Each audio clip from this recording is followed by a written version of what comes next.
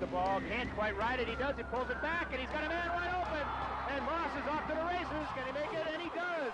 Hands off, and Nate Lertsema has plenty of room. Lertsema has room, and Lertsema has the carry, and he breaks into open field, and he could be gone. At the 20, and he is in for the score. Touchdown, Nate Lertsema. Touchdown, Nate Lertsema. Touchdown, Nate Lertsema.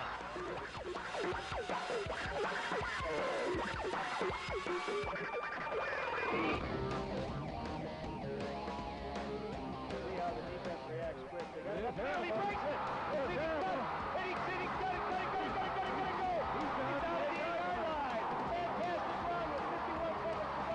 Doyle is off to the end zone. Touchdown, Granville Bulldogs. Man front for the Rams, and he hooks the football, he picks it up. Let's see if he can get it. He's got a man open. He throws it deep. Can he get it there? Yes, it's going to score. He touches. Touchdown. Number 80 for the Wildcats scores. Unbelievable. Unbelievable play. See this on replay. Jenison football, 1999. Welcome to the Jenison Wildcat football broadcast, brought to you by WCET-TV, Channel 50, your local cable station that serves Jenison, Hudsonville, and Granville. The new season, high school playoffs, is starting tonight. The Jenison Wildcats versus Forest Hills Northern Huskies. My name is Roger York, and along with my broadcast partner, Don Peterson, we'll bring you tonight's playoff football game. This is an extremely important game for the Wildcats and Forest Hills as the winner keeps playing. Jenison, who tied for the OK Championship, needs to work its magic once again as Mitch Harriman is out with injuries. The Huskies, who are one of 4 teams tied for the division championship and do have a state crown in 1978 in Class C, Coach Irv Siegler also has 2 state championships from his Belding years, but tonight is a new year and a new team. Tony Anise and his Wildcats will try and make up for the loss of Mitch Harriman, and Forest Hills will be playing a larger school in Jenison with the new tournament format.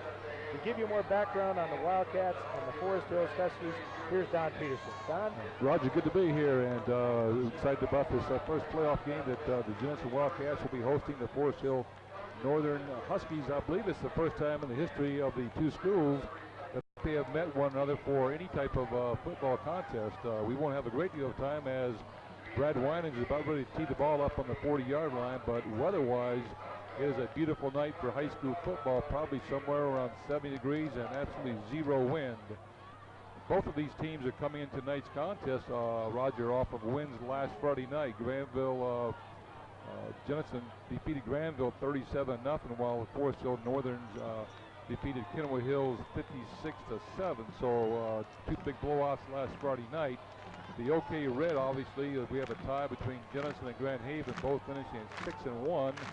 Whereas in the OK Gold, where Forest Hill Northern finds themselves, there are 5 schools that finished at 5-2: South Christian, Belding, Caledonia, and Forest Hills Northern. So with that, we're looking forward to an exciting night and the first game on the road to Silverdome. Well, it's going to be interesting tonight because the Wildcats are going to have to play without Mitch Harriman, Don, and that does hurt them. But Amato, who has played super as far as speed and agility, quarterback, you never know what he's going to be doing. Austin Amato, number 10, will be taking a lot of that slack up for the Wildcats. So we're just about ready to get going, and here's the kickoff. Brad Winans gets it down deep, number 20. That's Matt Waring right up the middle, Roger, and he's taking about a host of Wildcats from the 20-yard line. 42 for the Wildcats, right on top of that one, David Falk. Along with 32, Nathan Hofstra. Now this will be the start of the new tournament playoff, where if you have 6 victories or more, get you into the playoffs. And the Wildcats coming in with 8-1 and a tie in the OK Red get started on defense as number 12, John Booth, their quarterback, will bring his Huskies up to the line, and they're going to be in a wing tee to the right. And here's our first play in the game. Number 21, Mark Holden, takes the handoff and picks up very little yardage. It's brought down by Jeremy Lancer, 16, the sophomore from the left side linebacker spot. Roger brought him down for a nice stop with about a 1-yard pickup. So it brings up second and about 9. Well, trying to understand a little bit about the Huskies and their offensive sets. They're going to throw a lot at you. Could be a T formation, could be a wing T, slot, a lot of formation. Actually, The backfield for the Huskies has 3 players that are on the track team as well, Rogers. They've got great speed. Booth takes the first handoff and smacks right into the center of the line, but no gain, very little gain. Nice fake taken out by number 2 there, too, Carl Cannon. Their big fullback, number 45, Mike Wabi, just got crushed right in the middle there. Jenison's defense met him right at the line of scrimmage. Last week against Kennewick Hills, Mike Wabi had 4 touchdowns from 40 yards out, 10 yards out, 32 yards out, and 37 yards out. John Booth, important play. It's 3rd down and about 7. Take the second man through, and number 2, Carl Cannon, tries to pick up a few yards and is again met by the Wildcat defense. This will be 4th down. So the ever dangerous Austin Amato, number 10, drops back to look for the punt. We'll pick up the punter in a moment. I believe their punter is Luke Pearl, 88, but we'll see who that is. No, it's going to be number 2, and that is Carl Cannon from his 10-yard line, Roger. Well, Jenison should, Don, get decent field position if he kicks a normal kick, and he does kick a nice kick. He angles it for the sidelines, gets a good roll, good roll. Jenison gets away from the ball, and Forest Hills gets great field position. On that particular play, I would say he probably got a good 60-yard kickoff, but it got a nice roll, Roger, in that it probably took a 15-yard. Watch the ball run about 15 yards after it hits the turf. Austin Amato has a heads-up play moving away from the ball so he doesn't interfere with the ball and doesn't get caught for touching the ball and having the Huskies jump on the ball and have a 1st and 10 from the 22-yard line. Good heads-up play. Now the Wildcats come out, led by their quarterback, C.J. Hooper. And the Wildcats got double wideouts, a slot to the left. Man in motion, Amato, great handoff up, bounces around, picks up about 2 or 3 yards. Number 45, Michael DeHaan. Michael DeHaan has carried the ball 30 times this year for 218 yards. He's averaging 7.3 yards per attempt, and he's filling in for number 30, Harriman, who's out with the knee injury and been banged up all year long, off and on. Number 50, Nathan Griffin is the center. Everything revolves around him. Again, single setback, slot to the left. Hooper goes back. He's got a man wide open. Nobody covered that man. He tries to break the tackle, and he's out of bounds at about the 45-yard line. Number 9, Nick Heredia makes the stop, but not until I believe we have a 1st down for sure on that one. It was a nice open. We'll see a replay. Played Monday was wide open. Not a man in sight.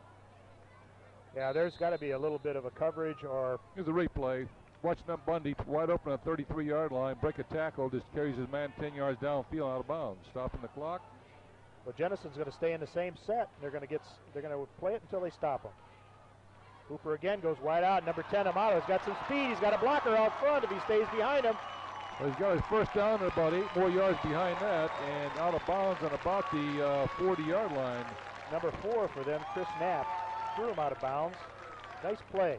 Here's a replay. Watch a quick pass to Amato. Amato breaks to his left, and it's just clear sailing. He's got Dawkins out in front, who refrains a heads-up play on 27, does not clip.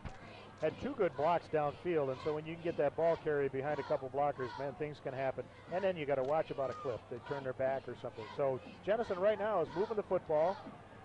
Picked up a couple 1st downs. Going from the left side now, they're going to the right with an I formation. Amato is the up back. Looked like there might have been some motion. Quick pitch. He's got some running room. He breaks to the outside. See if his speed can pick it up. And almost a clip, and he breaks the tackle. Moves on down the sideline. He's out of bounds at the 10-yard line. Beautiful run by Amato. Amato's showing us, well, here's a replay. Watch Amato just on his own. He cut the corner, breaks the corner, stays in bounds, jumps at player, and continues on down to about the 8-yard line where he's driven out of bounds. Number 4, Chris Knapp, thought he was going to push him out with sort of block tackle and didn't make that contact, and so Amato picks up more yardage. Here we go, same set to the right, high formation, slot to the right. Number 27, Dawkins is a slot man. Pitched back to Amato, is going to try and cut in, cuts in and out, and picks up maybe 1 or 2 yards. He's brought down by 24 from the Huskies. That would be Dane Griffin, their safety at 5'11", 165, sort of an all-everything player for the Huskies. 8:44 to go in the first quarter. The second down, and I believe it's going to be goal. They got to score. Wildcats pop out of the huddle. Nathan Griffin over the ball. Again, they got a wide out here to the right. Slot man. Man in motion. Amato, and he falls down. Well, it's wise that he just dropped the ball, and number 65, Don, pulled out Adam Waitman and tripped him as he came. It was a, let's watch it. Watch the guard pull out for Jenison right there to pick up the block and tripped his running back. Well, that brings up third and about, we have third and about. Well, it's about 12 yards to go. Thought that the long running play that was put him down in this position made a first down on the 8-yard line. However, I could be wrong. Third probably in goal. Yeah, it's 12 yards in goal. They got to go. They have to score. Single setback, man in motion, quick pitch, bops the ball. He's got to pick it up, and he's going to run. He's got some running room. If he can go, he's got to score, and he does score. Dawkins, 27, and Dawkins scores for the Wildcats. Picks up the football on a blooper. On a broken play, watch the pitch out to Aaron Dawkins, 27, as he breaks to his right. The ball's pitched out, picks the ball up, and sometimes that'll throw your defenders off, and he's got clear sailing in because the defense comes in. Because actually, Roger, lucky bounce, he came back up to him. Usually, and that just what you said too, Don, when that happens, the ball hits the ground, everybody sort of freezes, comes together, and they shouldn't, but they did. And Jenison scores. Brad Winans, and it's good. And the Wildcats take a 7-0 lead at 7:36 of the first quarter. Outstanding play by the Wildcats. I have to say that the play calling, the execution, the one missed bobble right there, they picked it up and turned it into a score. So as far as the Wildcats are concerned, they got things rolling right from the very get-go. Well, that was about a 70-yard drive, Roger. They picked up the ball, I think, after the nice punt that the Huskies put on them. I believe they started from about the 22, 23-yard line and drove it down. So we had a 75, 80-yard drive. The Wildcats join you while they finished up at as co-champions of the OK Red. They've got a lot of weapons, no question about it, and they showed the Huskies what they can do with the speed. Well, we talked a little bit before the game. I just think the OK Conference, with the kind of competition that you play week in and week out, gets you ready for the playoffs. If you're successful, you've got some good competition, and not taking away anything for Forest Hills Northern because it's the start of the game, is it's a little bit of a different league. It's not quite as competitive when you get up into the larger schools. Wearing good. Carl Cannon deep to receive, along with number 28. Matt Wearing up back picks up the ball. Right up the middle. Picks up number, 35 for the Wildcats. Brings down the ball carrier, Charlie Heisinger. Number 35 brings down the ball carrier, and the Huskies are going to start. Here's a replay. Watch the up back pick up the ball. And right up the middle he goes. Some nice blocking. Picks up about 8 yards on his own, and Huskies pick up, start at 1st and 10, right at about the 36-yard line. Good field position for them on offense. Full T formation. We haven't seen this for a while. Love that formation. Second man through, picks up about 4 or 5. Number 2. Ryan Smoes on the stop. Carl Cannon, number 2, picks up 3 or 4 yards. Picks up a little more than that, about 5. John Booth, number 12, quarterbacking the Huskies. John Booth is a junior, so he'll be back next year. Again, they come back into the T formation, and as we discussed before the game, Don, they're going to try and power that football, and that's the way Irv Ziegler plays football. I like that kind of football. Carl Cannon again, runs right up into the line, picks up 2 or 3 yards. Number 76, first man up, last man up off the pile, is John Ordzlowski. Here's a replay. Very little opening up the middle. They run the test off the left side, and there's about 5 Wildcats to bring him down for almost no gain. It brings up 3rd and about 3. with 6:31 to go in the first quarter. Jenison on top, 7-0. Booth, T formation. Everybody's tight inside. Number 2.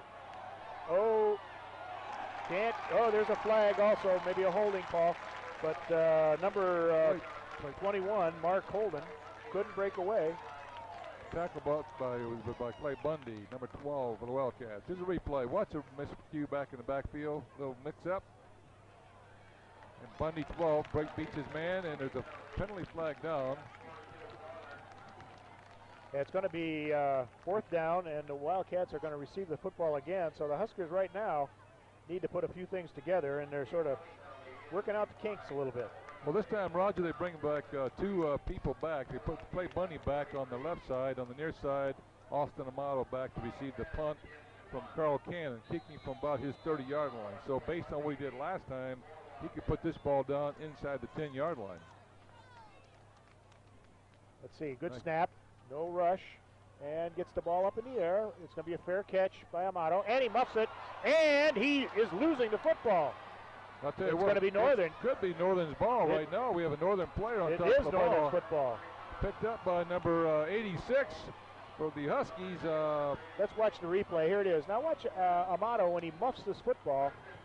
Right there, he slipped a little bit, and he could not get the momentum to go after it. Well, it was picked up by Norm Stormsland. Well, here's the first break in the ball game right now, Don. A muffed ball, fumble, and Forest Hills has the football in great field position on the Jenison 25-yard line, and the Huskies are going to come right at him in a T formation.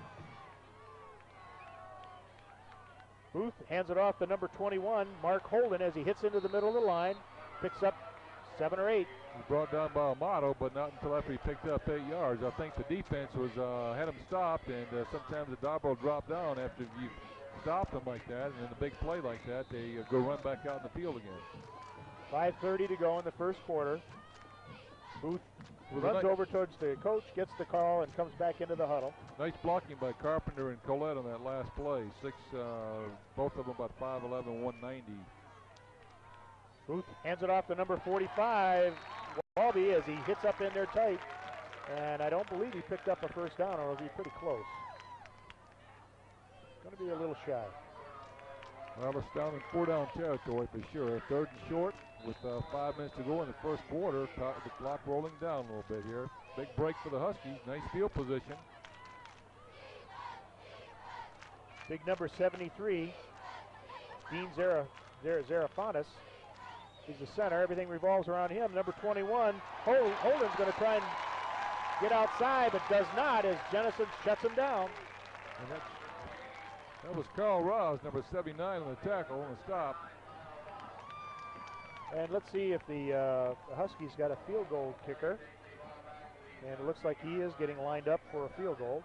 It would be Roger. You're talking probably 35. This would be a 35-yarder, about 34 and a half yards. This would be a nice high school kick. This would be a real nice kick. Number 86. There's no wind at all in the field. Nice and warm. Ball's probably nice and warm. Placed down, Nate up. Storms in. It looks like he's got enough, and it is good. It's a beautiful kick. Is that Luke Pearl? I believe it was 88. 88. Kicked that. Okay. Number 88, Luke Pearl. Let's watch it. Replay.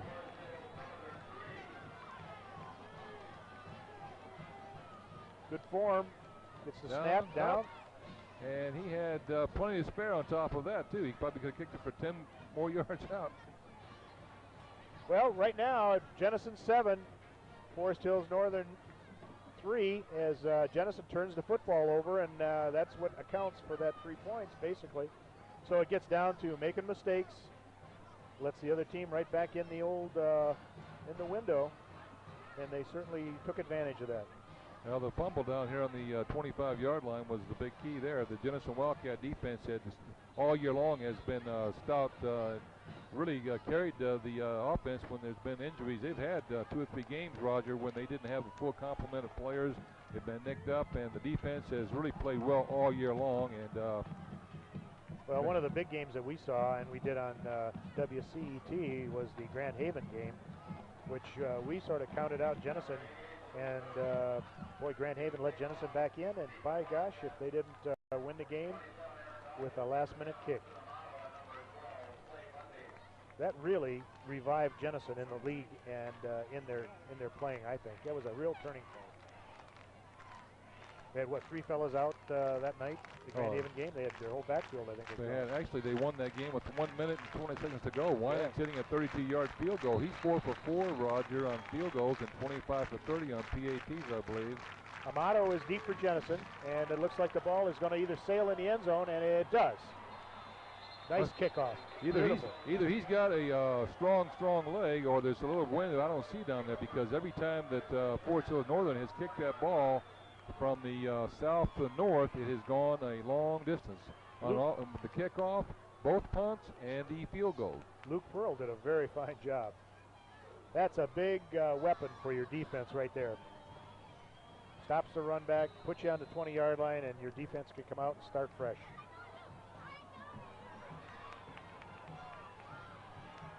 Wildcats.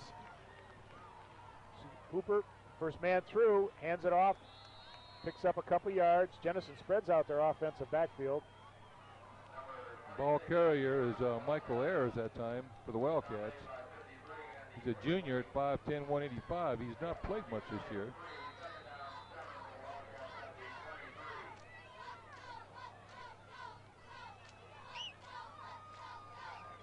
Let's see how the Huskers line up on defense. They go into a 5-man front. They'll go into a 4-man front. Right now they're in a 5-man front. Head up onto the football. Steps back, almost gets hit, breaks the tackle, it goes down. C.J. Hooper just could not quite break away, so it's going to be 3rd down and about 10 yards to go for a 1st down. Actually, a nice stop by Patrick Waringa at 6'1", 175, junior. Be back next year. So it brings up 3rd and 10. Lost about 2 yards in the play. Kevin Fales breaks out far to the left, and Clay Bunny far to the right, but the slot back is Dawkins. Single setback for the Wildcats. Hooper looks over the defense. Amato in motion. Goes straight back. He's got a rush, and he almost has a man. Very, very close to an interception. Actually, what you had there, Rogers, you had the screenplay. Here's a replay of the screenplay. He's going to watch the blocking. You'll see him coming through. They're letting him through, and the intended receiver is almost met the same time there. The ball hits there the same time the tackler does. There's something not right there. He's over here by himself, and the lineman on the other side. He's got busted play there somewhere. So the Wildcats are going to have to punt. And the Forest Hills Northern's going to have great field position right now, Don. Well, they put Cannon and Waringa back on about the 40. Little rush in there by Forest Hills. Ball comes up, it takes a bounce. Forest Hills thought about it. And it's downed on the 45-yard line. Boy, number 20 ought to get away from that football. So Forest Hills Northern's going to take the football over at the 45-yard line and be in great field position. And we'll see if they can muster up a nice offensive thrust. Roger, they had a nice drive in the first quarter where they went about 70 yards on about 10 plays, and that last 2 times out, the Wildcats offense is struggling a little bit. A little struggling, a little nerves. Number 12, John Booth, brings his boys up. Wing T to the right. See how they run it. Hand off to number 45, Walby, and he gets tripped up as he tries to pick up a few. Number 9 for Jenison did a fantastic job. Well, watch Boheis. Boheis has had 82 stops on the year. It is an inside linebacker. Boheis and Ryan Bursley both have done a lot of tackling this year with 82 and 65 stops between the 2 of them.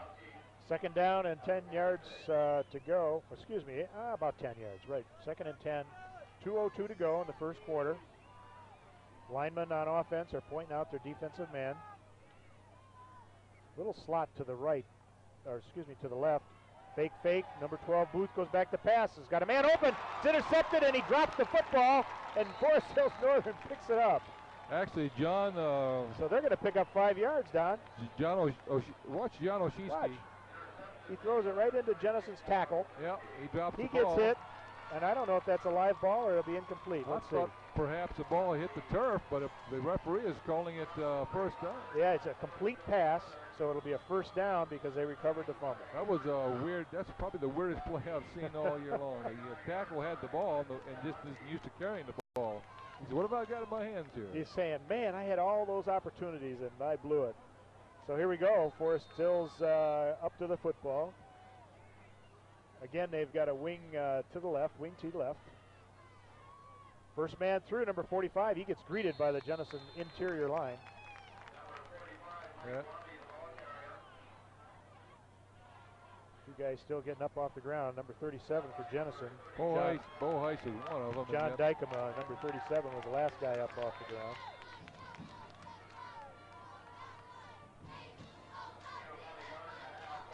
Second down and about 9. Again, they're in a tight tee right now. This is sort of a Woody Hayes, Ohio State type football right now. First man through, he keeps the football, he's being pursued, he's got a man wide open, he catches the football and he's going for a touchdown. Number 21, Mark Holden. Mark Holden. Excellent fake and pass. Roger, that was a beautifully executed play. If you'll notice that they ran the fake up the middle, and if we'll get a replay, we'll see this. There's a replay. Watch the fake up the middle, brings the defense all inside.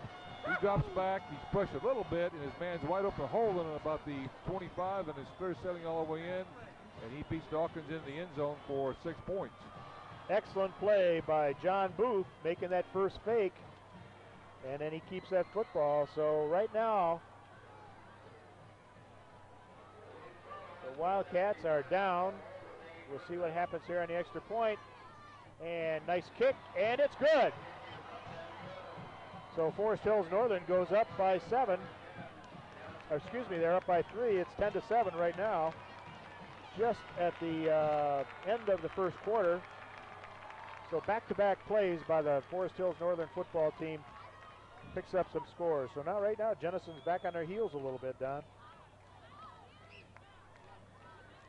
Well, that big break, that fumble, still looming big. So the Wildcats come over here with their coach, sort of regroup a little bit. They're going to receive the football again, and Forest Hills Northern talking it over on the kickoff. See if they can get some of the momentum back on the Jenison side. They took that football right from the beginning of the game. After they received the punt, moved down the field quickly, and then a few mistakes cost them. There was a mistake right there. They received the football on a turnover and dropped it. Comes right back to haunt them. Well, they had a chance to take the ball back on the interception, but the ball was dropped and ultimately turns into a touchdown. No question about it. A little break for the Huskies. Well, Jenison gets the ball back. We'll get the ball back quickly here. We've got Austin Amato back on about the 5-yard line. Dawkins on the far side and Clay Bundy on the near side. Well, we haven't even played one complete quarter, and it's 10-7, 17 points scored, so it's exciting football, exciting tournament football. Now this is a low sailor right into the they didn't. I don't know if he touched the ball or not, but it went out of bounds. There's a situation where there's a little bit of a mistake. Clay Bundy didn't have an opportunity to grab the ball, and the ball looked like it was going to go in the end zone, but it goes out on about the 3-yard line. Although the referee is looking for help. Well, no, they usually when it goes out of bounds on the kickoff, there's a penalty. There it is. Okay, now. So right. So it goes out. Good heads up, Roger. Well, that's what the coaching staff was running down the field for. So good heads up play. 35-yard line. Break for the Wild. Not a break. That's just the rules of the game. It's the rules of the game. Well, if he'd have touched that and booted it, I don't know how that would have been called. Could have been a muff. Would have been a live ball. Could have been. It had been out on the 3-yard line. Right. Jenison first and 10 from the 3. Right. Good thing he did not touch the ball. Right. I misspoke myself by saying that he made a mistake. He was heads up and didn't touch the ball. First and 10 from the 35 with 1:02 to go. C.J. Hooper is going to bring his troops out, and they're going to put it on the hash mark. Ball went out of bounds on the right side of the football field. They go to the hash mark on the right side. Single setback, sort of a double slot to the left. Hooper back. He's got a man wide open again. They're going back to that first set, and he picks up 8 or 9, close to a first down. Boy, that's not covered at all, Don, unless they're just giving him that space because they don't want him to break. Well, here's a replay. Watch Dane Griffin, 24 on the stop. You'll see the safety, 24, come and make the stop after he picks up about 9 yards. That brings up second and about a foot, which a lot of times like to call a free play. You can do a lot of things, especially the 45-yard line. Number 12 comes out here, Clay Bundy, who was a go-to receiver. And they got number 6 from Forest Hills right up on tight on him. Well, spins, Hooper breaks the tackle. He's got some running room, and if Oh, and he can get around. He could go all the way if he's got some speed. Let's see if Hooper can turn it on. He could go all the way, and he does fall in the end zone. He's chased down by Chris Knapp, the captain of the Huskies, but there's no penalty flag. Yes, there is a penalty down here, so we're going to wait and see. But let's watch the replay. Watch C.J. Hooper just fake the handoff, break to his left. Holding Jenison. Yep. I think I see the hold, and I'm not going to say who it was, but I believe there was a hold there for sure. Well, once Hooper broke that trip, he had some running room because everybody was sucked in on the first handoff. Well, C.J. Hooper's got some serious speed, and there was a little bit of a hole there, so that hurts the Wildcats. Well, another self-destruct, Roger. Yeah, let's see how the penalty, where that puts Jenison. They're going to come back to about the 40-yard line is where about that's going to be. He's downfield. Yep, about a 39.5. So right on the 40-yard line, Jenison will start at second down, and they'll have 5 to go for a first down. So you're going to start over. So he put Bo Heist number 9 and Ayers 26 in the ball game, and Clay Bundy 12 comes out. Well, so let's see what they do now. And they have a I formation, and they have a slot to the left. First man through, pitch again. They got it wide open.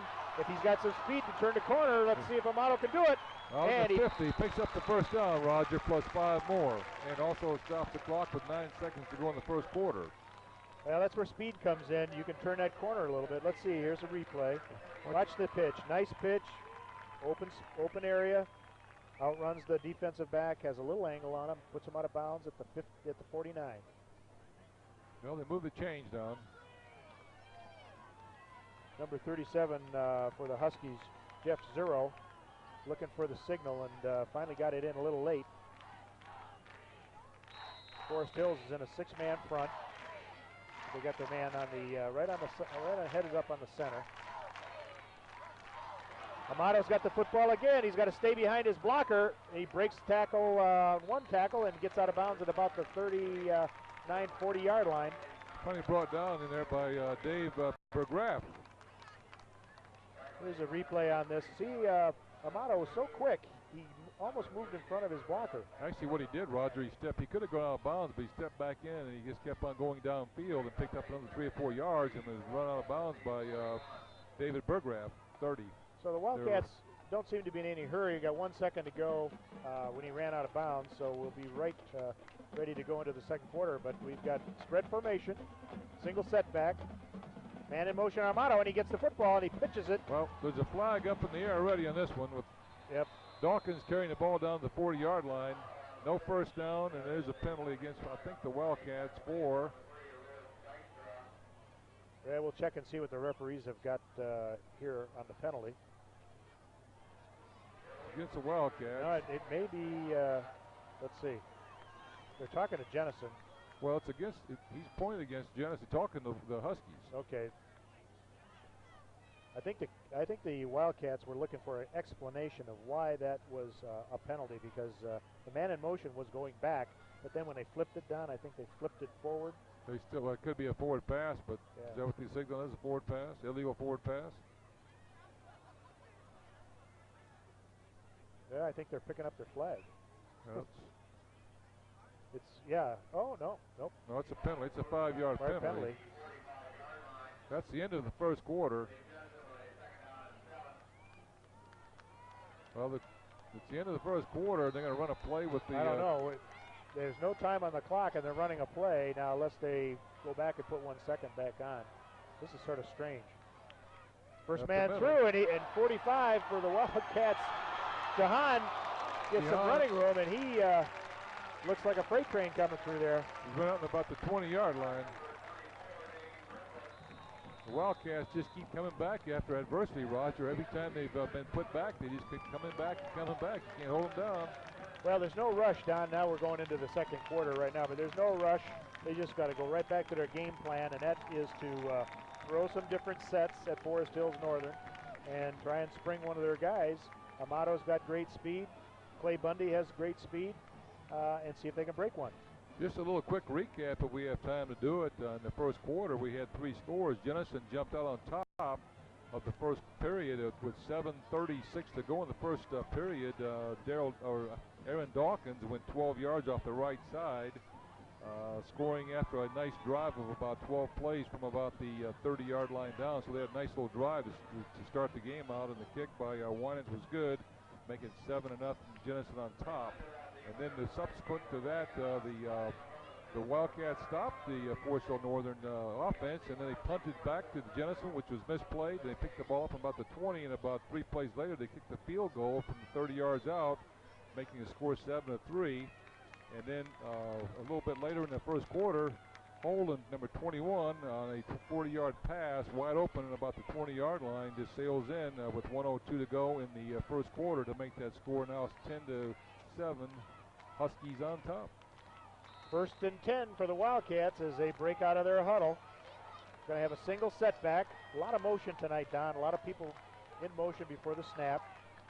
Got a slot to the right, double slot almost to the right. First man through, and Hooper tries to keep the football, and he does pick up about 2 or 3 yards. Had a lot of traffic in there on defense, so he couldn't quite break away. So it's going to be 2nd down and about 8 yards to go for a first down. Just the start of the second quarter. Forest Hills Northern in the lead, 10-7. Wildcats into their territory. Wildcats had one TDs brought back, about an 80-yard. Was it 70-yarder? Yep. Well, it seemed like 80 yards. Yeah, Maybe it was only 60 though. Yeah, I think it was 60. Don't want to give him too much. Amato in motion. Hooper hands it off, and I don't know if he wanted to do that. I'll tell you what, number 3 for the Huskies out here, Luke Dykstra, was really throwing Amato around down about the 35-yard line. I don't know if that was called for or not. No, I think if referee might have been seeing that either, throwing a flag. You see a replay of that last play, you might see that. I don't know if they could run that back or not, but that was a questionable. Here's a replay. Watch the replay and watch Amato out here just get handled. We missed it. Good camera work by looking for the play, but behind the camera, there was a little extracurricular activity going on. Slot to the left. 27 Dawkins in the middle. Ooh, pitch, and he gets hit right as Amato picks the football up. Boy, he's lucky. Very, very lucky he kept that football. You're right. He was lucky he kept the ball because he was hit the same time that Luke Dykstra. Watch Luke Dykstra, number 3, come in about the same time. Boom, right there. Dykstra hits him the same time he gets the ball. So they maintain possession. Now let's see what Jenison does. They're not in bad field position, so they may choose to run a play, which they're going to do. They're not going to kick. Roger, the most they could pick up and put in the end zone is 12 yards. So they're going to obviously go for the 4th and 12 yards.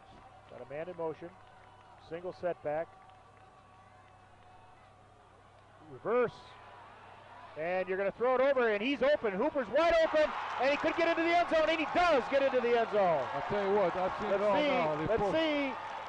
No flags down. No flags, and hold it. There is a flag down on the 33-yard line over here, on the 32. Watch this again. Now let's see. The pitch out. Fake. And in motion, Wildcats. Wow. Boy, this is 2 times in a row. Well, when Jenison goes to the well and runs these plays like this, they got to make them click. Well, they're beautiful plays when you see them happen, but there's so many things that can go wrong with a play that intricate, I suppose. Well, let's see if we can rerun this again and take a look for the motion. We got a little time here as Jenison has to go back. We can see a replay of what happened. The left end, Alan Dodds is saying the left end. Yeah, it's very difficult to pick it up. Looking for somebody's head to bob, but well-conceived play. But the referees were right on it, so the Wildcats are going to do it again. It's going to be 4th down. Let's see if they're going to go and punt this time. If anything, Roger, it's going to give the Forest Hills team a lot to think about when they see all these different plays that the offense of Jenison can just pull out of a bag. I mean, they're beautifully conceived plays, and there's a man wide open, and it's right there. Just a little mistake here and there. Now they're going to run in the punting team real quick, it looks like, and try and catch him out of position. Brandon Winans drops back on about the 50 to kick this thing, hopefully not in the end zone. Well, we had the right end that time going offsides. Yeah, we're going to see what happens here again. Right now, Jenison's in a little funk. Lanstra 16 jumped out a little ahead of the snap that time, but it doesn't really hurt much because it brings the ball back 5 yards, and they may refuse it. No, they have to take a dead ball foul. Yeah, okay. you have to take the right. penalty. So here goes Jenison again. This time they'll have some time to do it. So actually, in a way, it's almost can't hurt them much. No. Well, now you got to get off a good kick. You want to get it down inside the 10-yard line if you can and get good field coverage. Well, Waringa and Cannon back on about the 5-yard line to receive snap, the punt up and high. And up high. Let's see. End over end. See if they get a roll, and they get a Forest Hills Northern roll. Down at about Boheis in the 22. So the Forest Hills Huskies will take over at the 22-yard line as Jenison sort of makes two major mistakes. Well, they had but now they got two touchdowns called back. So boy, that comes back to haunt you.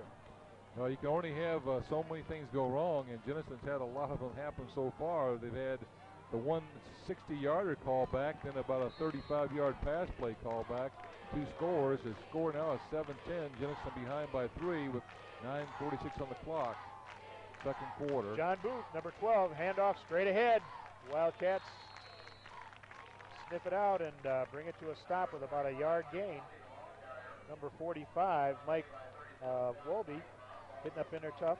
Just to set that offensive line for the Huskies, at the 2 tackles is Lindsay and Collette, and at the guards is Vanderplug and Carpenter, and at center is Dean Zervansky at 6'5", 240, a big center, a junior. That line is young too. A lot of juniors. The left tackle is only a sophomore. Wildcats are in a 5-man front. They play a lot of 4-man. They're in a 5-man front. Again, they put the ball in. They hold it for a while. They got a man wide open, and he's got some running room, and he's going all the way. That's Mark Holland, the track star, going all the way in for a score. Again, Aaron Dawkins, number 27, was a couple of yards behind him. So same type of play, only going the other side and the other way. Boy, every time, watch this. Now watch the quarterback hold. Well, we missed the first part of the fake, but he holds that ball in the stomach of the halfback, and then he pulls it out. And by that time, Jenison's got some people making a couple steps forward as their receivers running by him, and he's got a nice pass out there, and they score very easy. He's got about a 45, 50-yard run, and the guy's got speed, and he makes it happen. Number 21, Mark Holden, who's quick, and the boot is up, and the boot is good, and the Wildcats now are looking at a 17-7 deficit with 9 minutes to go in the second quarter. So the Wildcats right now are actually sort of reeling back a little bit. They're sort of they're unraveling a little bit. A lot of big plays this year. A lot of big plays. Tony Anise right now is talking to his team and sort of laying the law down a little bit. Yep. Now this is it was unfortunate, but number 27 has played both passes have been sort of. It's tough when you're out there on your own. Well, the big thing, Roger, that I can see right now is the momentum. Jenison had that ball in the first quarter and then just drove it right down the field nicely. Just kept going down, no mistakes. And then the big turnover was the punt that they mishandled down about the 20-yard line, and it's been all Forest Hill Northern since that time. And there's been mistake after mistake. The Wildcats, as you said earlier, have had 2 touchdowns called back, and right now the momentum is definitely with Forest Hill Northern. The key thing is the Wildcats don't want to get down now. There's plenty of time left here in the second quarter. Right. They've got plenty of time. They got to get back to their offense, get back to doing what they know how to do. And those were the sets that they ran right at the beginning.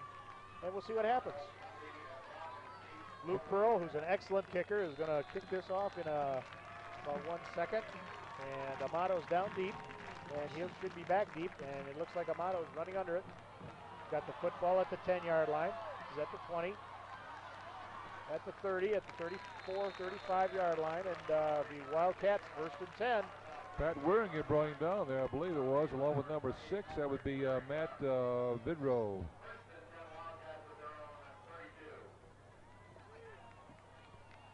Well, it's going to start all over again, Don. We're going to go first and 10. C.J. Hooper's going to come back out, try to get his fellas back into it. Got double wide out, single setback. Got a man wide open again. Now he throws the ball a little behind Amato. And right now, the Huskies are breaking to the football pretty quick. There's 4 guys around Amato real fast. Right now, they could use the services of number 30.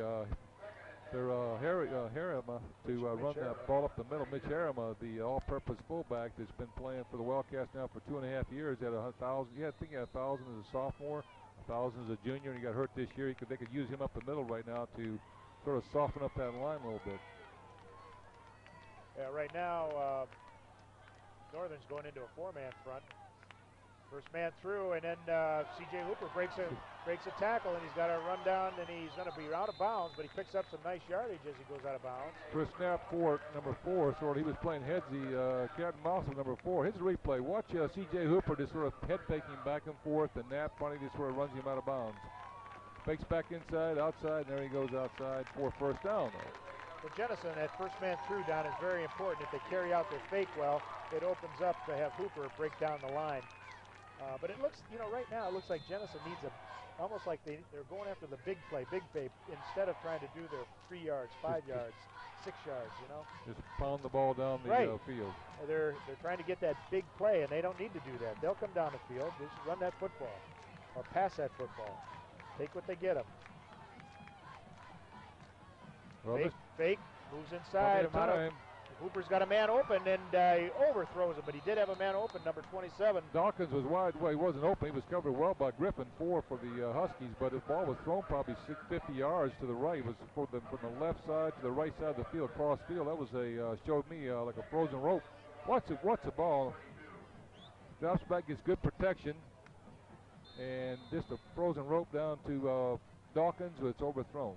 If he'd have got a little arc on that, let him run under it, he had good position there. So second down and 10 yards to go. 8:38 in the second quarter. Wildcats down. High formation, first man through, fake, and Amato's going to try and skirt the end, and he gets around a little bit, and he picks up 4 or 5 yards. Let's see where they mark the football. It'll be third down, and they did get him out of bounds a little earlier. Actually, so he's got third and about 7. Jeff Prezuz ran him out of bounds out there, number 37 for the Huskies.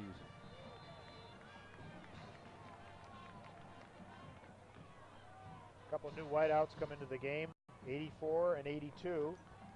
Roger Goodike, 84, Kevin Fales.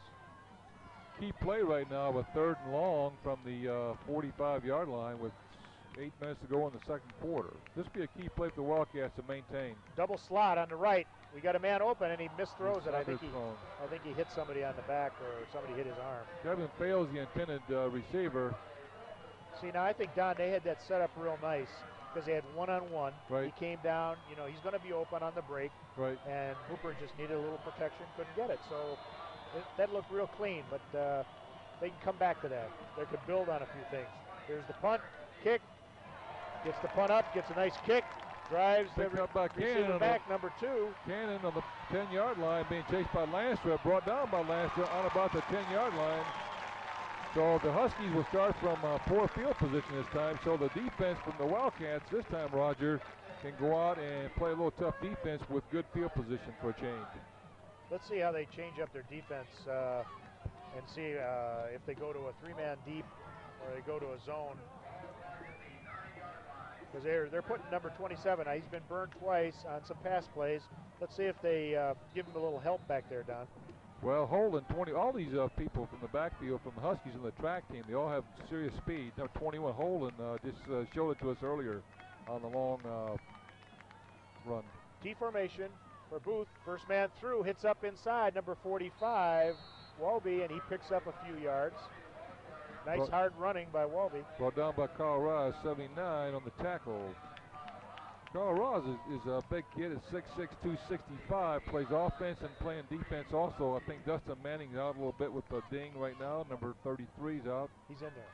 33, is Dustin Manning in? Yeah, he went back in just a little while ago, so he must be okay. There he goes to the right side. I see him down the end position. Again, first man through again. He trips over his own man, and Wildcats, and he lurches forward for Actually, first down. I think one of the Wildcats almost pushed him forward for first down. He was hit from behind and pushed forward, got the first down, brings him out of the deep position they were in, Roger, down the 10-yard line. Wolby's a big boy. Wearing a 37's come out of the game right now. Dykem, I should say, dinged up a little bit possibly. 7:35 to go in the second quarter. Forest Hills Northern has the football. They're taking it to Jenison right now.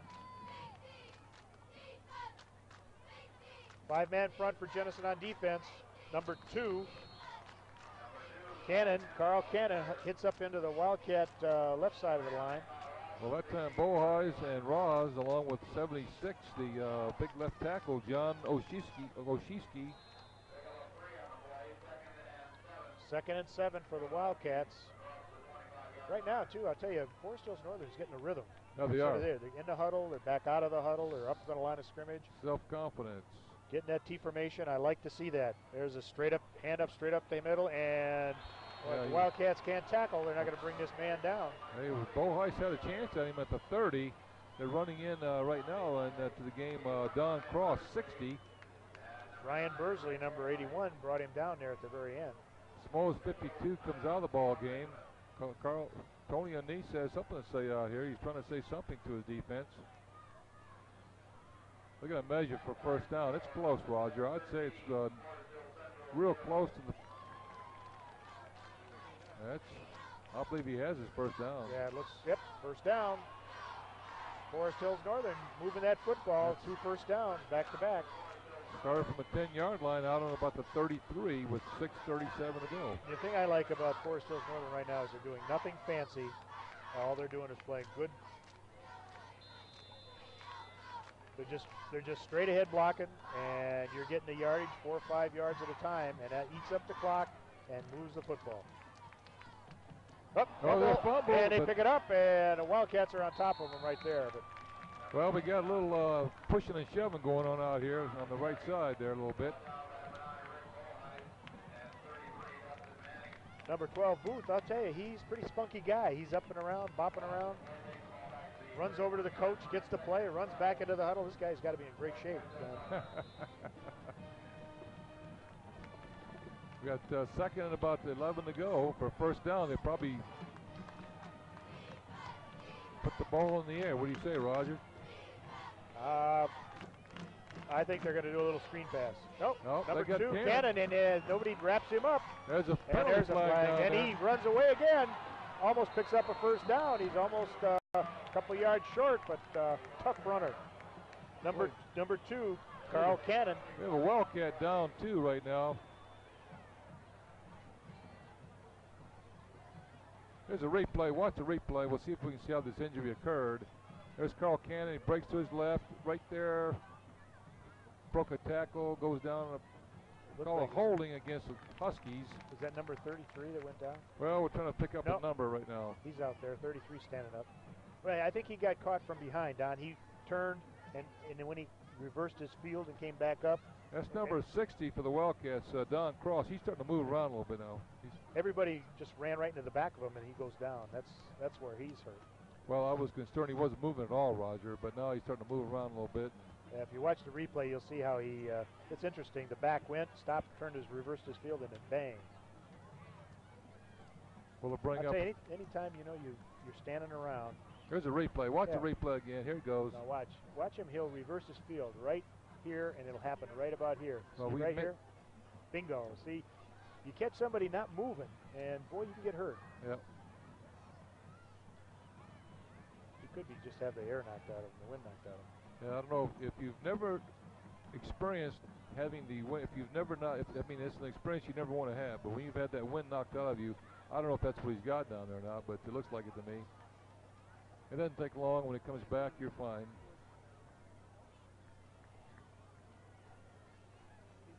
So it brings up about a 2nd and 20 for sure, with 5:41 to go. Huskies on top, 17-7. Well, he's got a little gimp there, so he must have been hit in the back of the leg or something. But this is the first basic mistake Forest Hills has made right here. So they've been running pretty clean and true. And well, the key here now is to take advantage of the 2nd and 20 situation and not let them burn them for 20 yards to pick up a first down and keep the momentum. Right now, Jenison could have the momentum back in their favor if they can just stop them in the series right now. Got plenty of time with 5:41 to go. Wildcats down in the scoring column, 17-7. Big crowd here tonight for the first playoff game in the new revamped high school football playoffs. I sort of keep my eye open for Holden, number 21, number 5'11" junior with the speed he's got going out for a pass, or Carl Cannon, number 2. Each one of those players got good speed, very good speed. Well, we're just about ready. Number 60 from Jenison, who is injured, Don Cross, off the field. We're going to get started. 2 setbacks. It's going to wing tee to the right. First man straight through, and he gets hit right at the line of scrimmage. And the Wildcats put a hold on him there, so it's going to be 3rd down and then long yardage. Boyce, last man up off the pile. Notice that Siegler didn't go to the pass. I mean, he stayed right with that running game, hoping that he could pick up a burst through there. So this will be very interesting. Is he a real ground attack kind of guy, or will he go to a screen pass? Well, he's got 3rd and 20, so I would say right now he's got. Well, we'll see.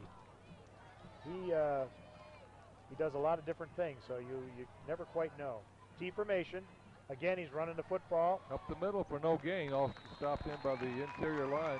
2 things that does right there. Number 1, it keeps what you're trying to do in the same vein, running the football. Number 3, it also keeps the clock moving.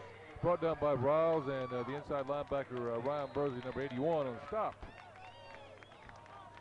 Well, Roger, this is the first time, second time really they forced the Huskies to punt the ball. This time Cannon is kicking probably into a little bit of a breeze.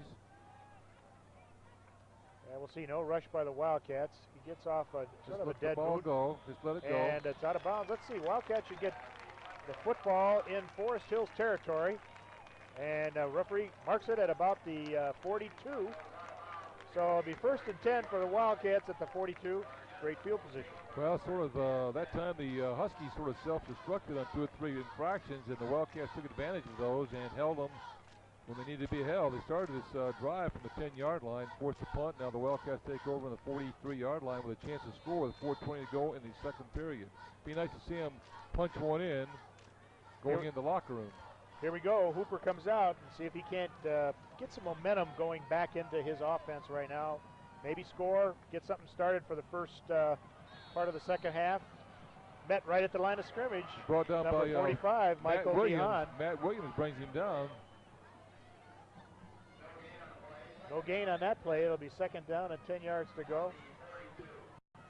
Brought down by the inside linebacker. Clock rolling down.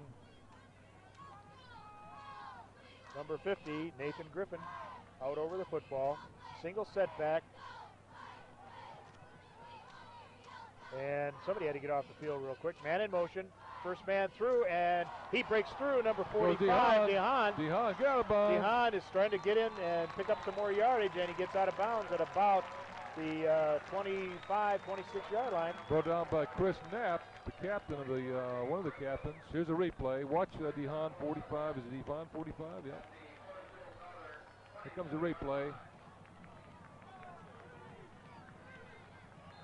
Well, Jenison almost had a penalty. Here's the replay. Watch 45. His break to his left. Just keep. Good blocking by number 84 for Jenison, Kevin Fales. Here we are again. C.J. Hooper brings his team up. He's got slot, man in motion, comes back. It's a counter play to Amato, Roger. They ran that play for a touchdown last week, but they countered to the left and comes back to the right. And Amato just gets tripped up after picking up about 2 yards, but it was a nice play. If you see it over again, and there's a timeout right now being called by Forest Hills Northern. 3:20 to go with Forest Hills Northern calling a timeout. Let's take a look at this play. If we can rerun it, you'll see how this counter, if they can spring Amato, he's got that speed. Alan, can you run that one back or not? Okay, watch the inside. That's the first fake, and there number 10 cuts back. Yep. So you're going to get a guard pulling, and you're going to leave that lineman, so to speak, alone, hoping he follows the play, and bingo, it's wide open. So the Wildcats have about 2nd and 9, Raj, from the 4-down territory on the 25-yard line with 3:20 to go. They need to punch one in here to get the momentum back a little bit in their direction. They stopped the Huskies on that last drive after they picked up 2 first downs, and then they self-destructed. The defense held them, and the offense has got to get back in there and punch one in, or attempt to get one in there. They've already had 2 called back. The long run by, was it Was it C.J. Hooper for about 70 yards on the left side, and the pass play was called back. So two big disappointments. The Airs 26 goes in the game. C.J. Hooper brings his group up to the line of scrimmage. Forest Hills Northern in a 5-man front right over the center. Single setback. Nobody in motion yet. Hooper puts the first man through, number 26, Ayers, and he picks up a few yards. Let's see, it'll be third down and about 5 yards to go. So the Wildcats look like they're in 4-down territory. Plenty of time, 3 minutes to go, almost even 3 minutes in the second, to the end of the second quarter. Single setback, you got a slot, almost a double slot to the right. Hand off the. Oh. Boy, what C.J. Hooper has got quick feet. He could go all the way, and he does go all the way. There's an exciting run. Just a minute. Exciting run. Runs over to the right, cuts back, and comes all the way through. Now watch this on the off lineman. Almost.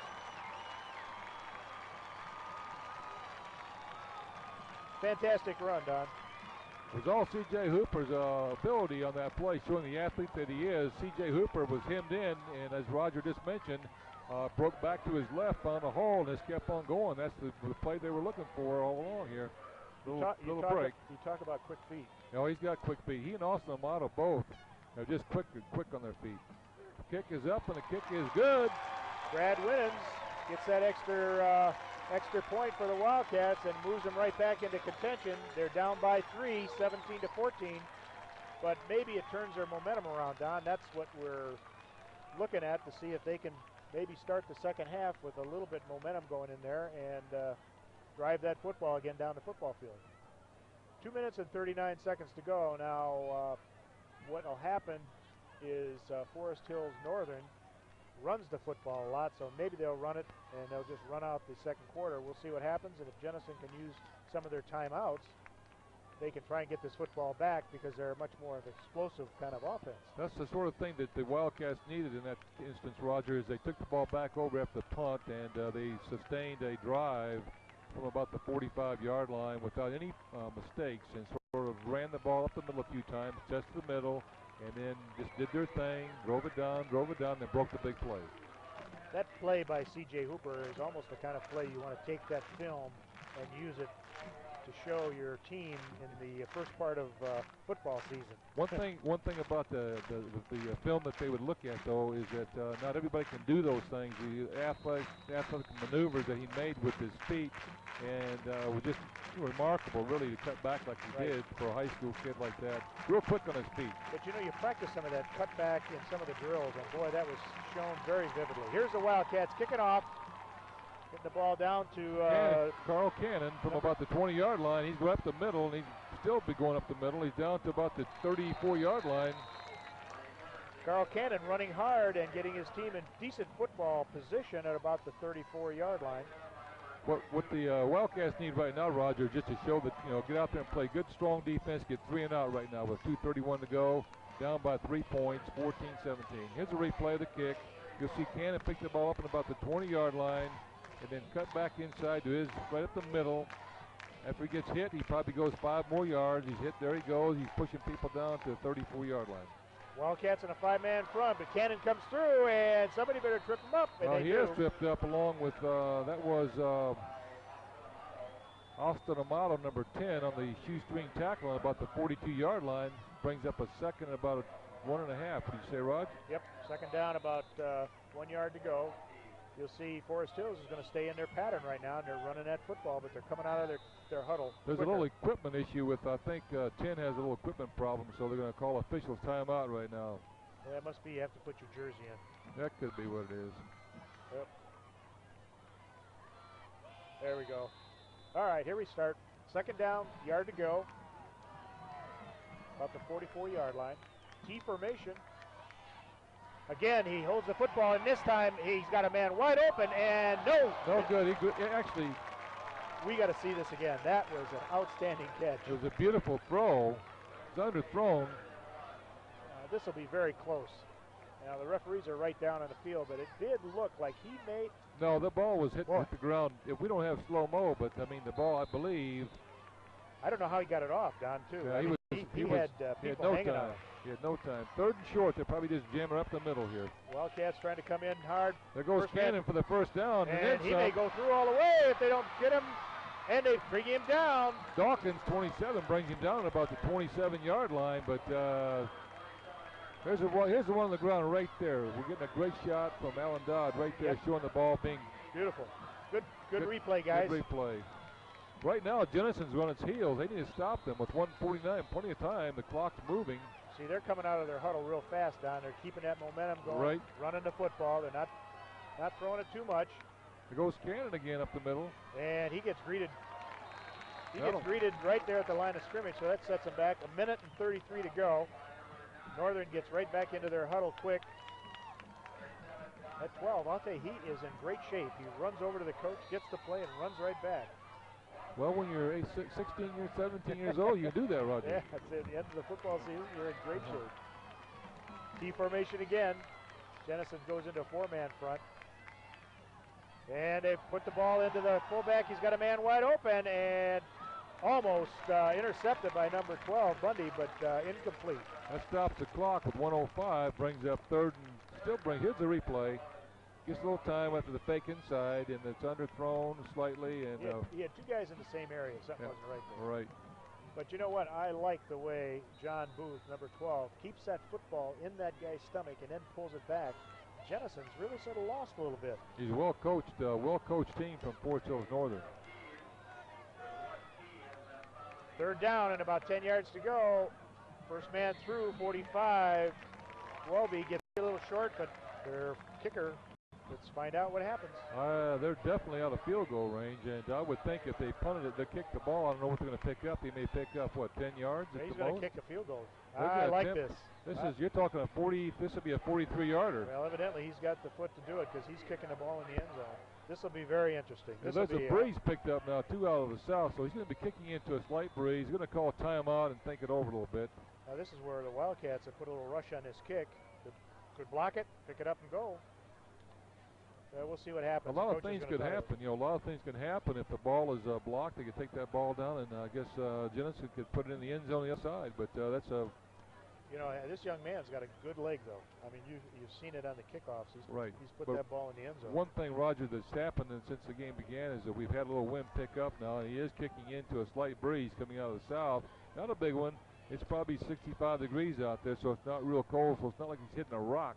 The ball should be fairly supple when he hits it, so it's not like on a real cold night when you hit a ball and is like kicking a bowling ball. Glad to see the Forest Hills Northern Band is here, so they're going to share some time on the field with the Wildcats, and that'll be nice. One of the key things is the Wildcats do not want to be drawn offside to get him any closer. That's one of the keys right now, is stay onside. Well, here we go. 4th down. Long field goal. Got a good kicker, and he's got that ball up. 43 and yards. It's going to go over. It did. 43-yarder. Excellent, excellent kick. Number 88 did a fantastic job. Luke Pearl, a little breeze, kicked that ball right into the breeze and did it. There's a replay. Watch him set the ball down, and up it goes, and it's got room to spare as it goes over. What that does, I think, 2 things. One, you get 3 points, of course, gives your team momentum, and that's the big thing, I think. It gives your team that feeling of, hey, we can do it, we can do it. Because Jenison can come back right now and score a touchdown and be right back in it and maybe take the lead. So Wildcats have no problems if they can just get their offense back in gear. Well, they drove the ball down, and we thought perhaps they might stop them, but they just pound it down. And a 43-yarder, that's a shocker. That is. That's a great kick. Great kick by Forest Hills. Well, the Wildcats got a return on. 29 seconds to go, so they have a little time to do something if they want to, or they can go in the locker room at halftime down 6 points.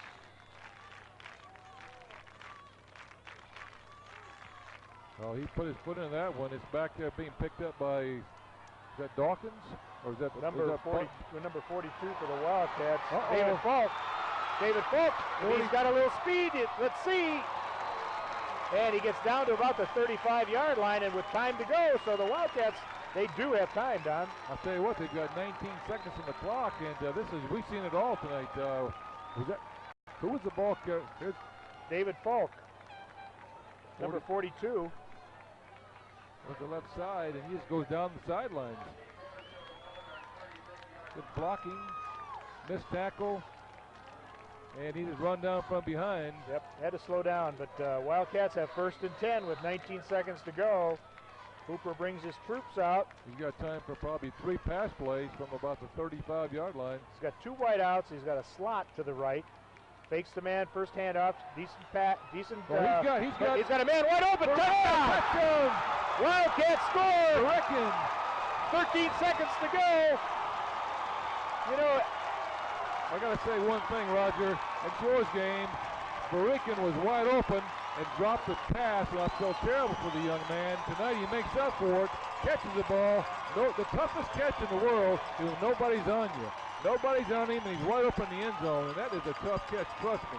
Well, I'll tell you, if being defended, it's easier to drop. It's easier to catch the ball. When you're wide open like that, you're thinking, don't drop it, don't drop it, don't drop it. Well, there's offsides now. Let's see if Jenison might take 2 points and see. They're going to go half the distance to the goal line, so you'll be 1.5 yards out. Maybe once this play is done, we'll rerun this again because you can see. I'm a little surprised on Forest Hills Northern's defense wasn't looking for the pass. Let's see, Jenison's got to make a decision here right now. And they're moving it. Now, if you had Mitch Harriman, you might consider going for the 2. Going for the 2, but they're going to go for the kick. Well, Mr. Automatic, he's 25 for 30 on the year on PATs. C.J. Hooper's kneeling down. Almalo kick, pats it back, and it's good. It's a line driver, but it's good. Wildcats had to do some down blocking because Forest Hills came right up in through the gap, and Brad Winans put a real foot into that. That was a sidewinder as it came through there. It didn't have that backslip. With 13 seconds to go, the Wildcats take the lead, 21-20. And it's sort of an unusual football game because the Wildcats have struck suddenly, and Forest Hills has really ground out the football, scored on their good plays, and the Wildcats hit quick. Roger, it took 16 seconds for that to happen. For the time that the Let's watch the play again here. He lays that ball out nicely. Breaking wide open, and trust me, that's not an easy ball to catch when you're that wide open. I'm really surprised, though, the defense let their defense back there by themselves. It took 16 seconds once Forest Hills Northern had scored on the long pass play, or the field goal, I should say, and they come back and score with 13 seconds to go. Well, let's see what happens right now. There's still time on the clock, Don, so anything can happen. Brad Winans just about ready to get started. It looked like the Wildcats are going to run right out of their huddle and kick the football. Wildcats in the lead, 21-20. And he slipped it down there, and 86 picks it up, and he's going to run with it. And he's brought down by a couple of Wildcats. First one down. Winans was the kicker, 22 on the stop for the Wildcats. Winans. So we've got 11 seconds to go, and we get into the halftime festivities here in the first playoff format that's new this year, as Forest Hills Central had taken the lead in the second quarter. Question I've got is we only lost 2 seconds on that particular play. There was 13 seconds on the clock when he scored. Now it took 2 seconds. Doesn't it once the ball's kicked? Booth goes back. He's got a man open again down the middle. And it's nice tip by Dawkins, I believe, that time. Hey, good to see the young man do that. I'll tell you, he needed that. There's a replay. Watch Dawkins, 27, tip the ball. Good protection for the quarterback. And I believe Dawkins right there tips the ball away from the intended receiver. Good heads-up play. He needed to have a good positive defensive play right there. 5 seconds left on the clock. Jenison fought back 21-20. I would think you would back up a couple guys into that defense. I'd move them back. I'd move back, play that prevent defense. Again, they're playing 3 deep, but that's okay. Here he comes through. They're going to have to get him tackled as they run out the clock, and that's the end of the first half. Exciting first half. Where Forest Hills Northern usually scrimmages Jenison at the start of the game, is playing them in the state tournaments tonight, and they're down by 1 point, 21-20. You want to go through the scoring, Don? Try and get you got a half a page there, man. I've got a lot of stuff. Just try and go through it the best I can. Jenison jumped off on top with 7:36 to go in the first quarter with Dawkins going 12 yards. Kick was good, making Jenison 7-zip, and then subsequent to that, Forest Hills Northern had the 30-yard. It was 4:02 in the first period. The field goal from 30 yards out by Luke Pearl was good, making it 7-3. Wildcats on top, and then subsequently Forest Hills Northern, Holden went 40 yards on the pass with 1:02 to go in the first period, scoring, bringing that score to 7-10. Forest Hills Northern on top. And then in the second period, Forest Hills Northern jumped on top again with the 80-yard run by Holden, number 21, and that made the score 17-7 with the kick being good. Then Jenison came back with C.J. Hooper going 30 yards. The kick was good. That made it 14-17. Forest Hills Northern on top. And then the big field goal from Luke Pearl, number 88, from the 43 yards out with 29 seconds to go in the half, made the score 20-14, Forest Hills Northern on top. And then with only 13 seconds to go in the first half, Jenison comes down with a 30-yard pass to Spencer Varican and scores, and the kick being good makes it 21-20. So Jenison sort of fights back from being down by several points, Roger. Well, right there as you were reading the stats and the scoring agenda, they ran the 2 touchdowns and the extra point there, so the fans got a chance to see that again. So to wrap up the first half, I would say the quarterbacking of John Booth and the 3 backfield men from Forest Hills Northern have played a very fine game offensively. Wildcats strike quickly with C.J. Hooper and Austin Amato. So here we wrap up the first half. Wildcats up by 1, 21-20.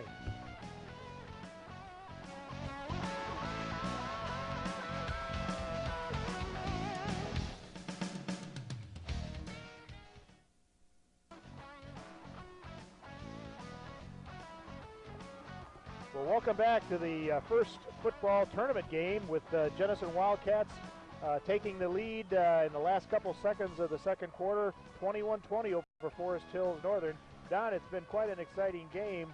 I know your score pad has got a lot of ink on it right now. I'm running out of pencil and I'm running out of paper up here. We've seen it all tonight, Roger. So with the Wildcats coming back and Forest Hills Northern running the football very well, we didn't have a chance really to go through some of the key players and some of the people that help us put this all together. You want to? I was just going to mention that there's a key game going on tonight between Grand Haven and West Ottawa at West Ottawa. They're both 7-2, as we know. Grand Haven and Jenison tied for the championship in the OK Red. Tonight, the winner of tonight's game, the winner of this game we're watching tonight, having televised by WCET, will play the winner of the Hudsonville Forest Hills Northern game, or excuse me, Forest Hills Central game, which is going on, I believe, at Hudsonville tonight. Then at Forest Hills Central.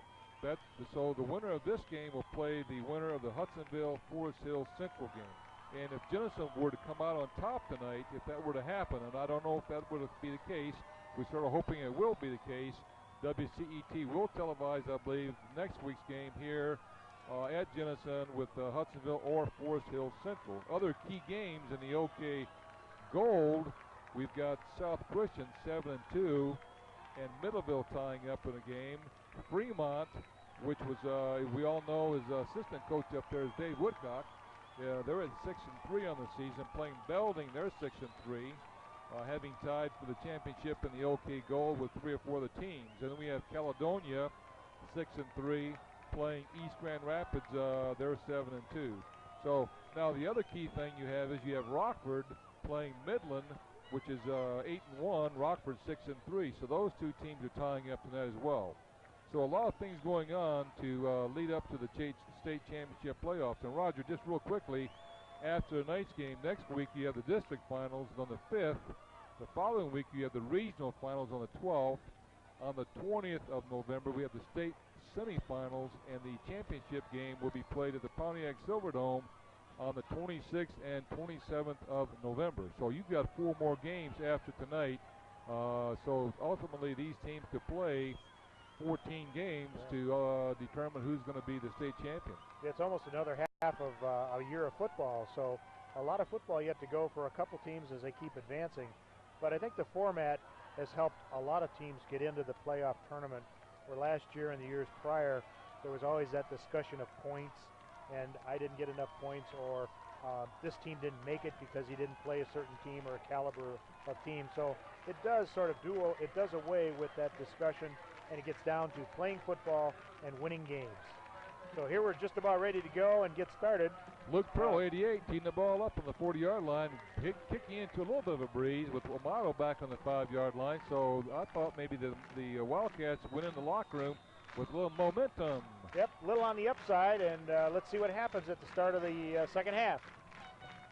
And the ball is going to go and carry to Amato, and he takes it right on the 1-yard line and almost gets knocked down, and he keeps running up to about the 15. So good field, good play by the Forest Hills defense to stop Jenison on about the 15-yard line.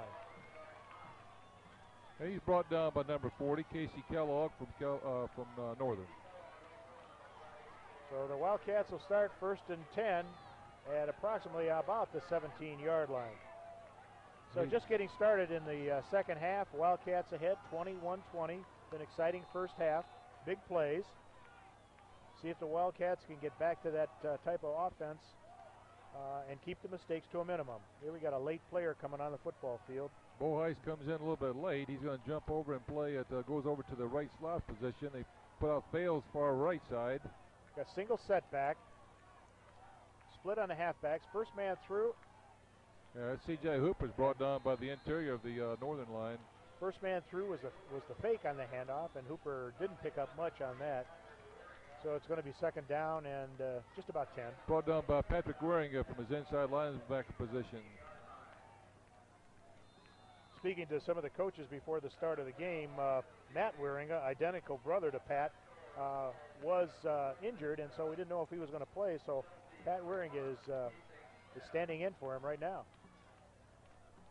6-man front on defense for Northern. Counter play, and number 27, Dawkins. Jeff Krazuz brings him down for a very little gain. Roger brings up second and long, or third and long, I should say. Jenison trying to go to a little bit of the running game. See what they have for a third down and long yardage coming up. Just getting started. The key thing down here is you don't want to make any mistakes. They're going to put the Huskies in a good field position. Just make sure that you don't turn the ball over deep in your own end of the field on the 18-yard line.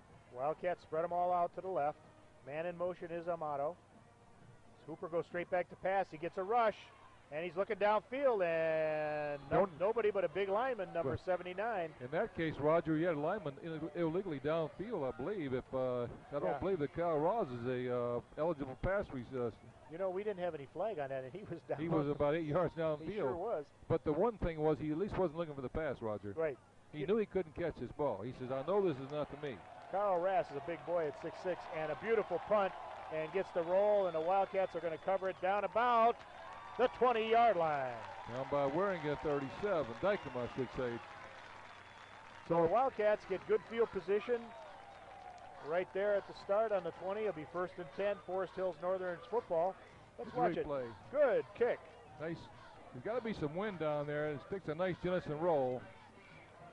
About a 20-yard roll down the 20-yard line. So now the Huskies will have 1st and 10 from their 20-yard line. They set up shop on the exact opposite end of the field. John Booth, number 12, is quarterback for the Forest Hills Northern Huskies. T formation. Mike Walby, number 45, the fullback, takes a handoff. Number 21, Holden, picks up about 10, 11 yards. Dawkins drives him out of bounds on the 30-yard line. Notice how they carry that football, Don, just like the practice you do before during the week. Both hands covering that football.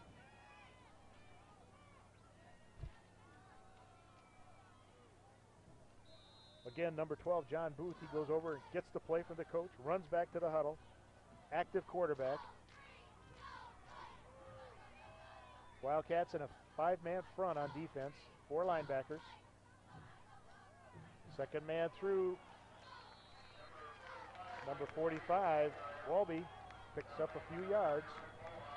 Only a sophomore at 6'185". He's back 2 more years to raise havoc in the OK white next year. They move from the red or the gold into the white, I believe it is. Right, and I think Wyoming Park goes down.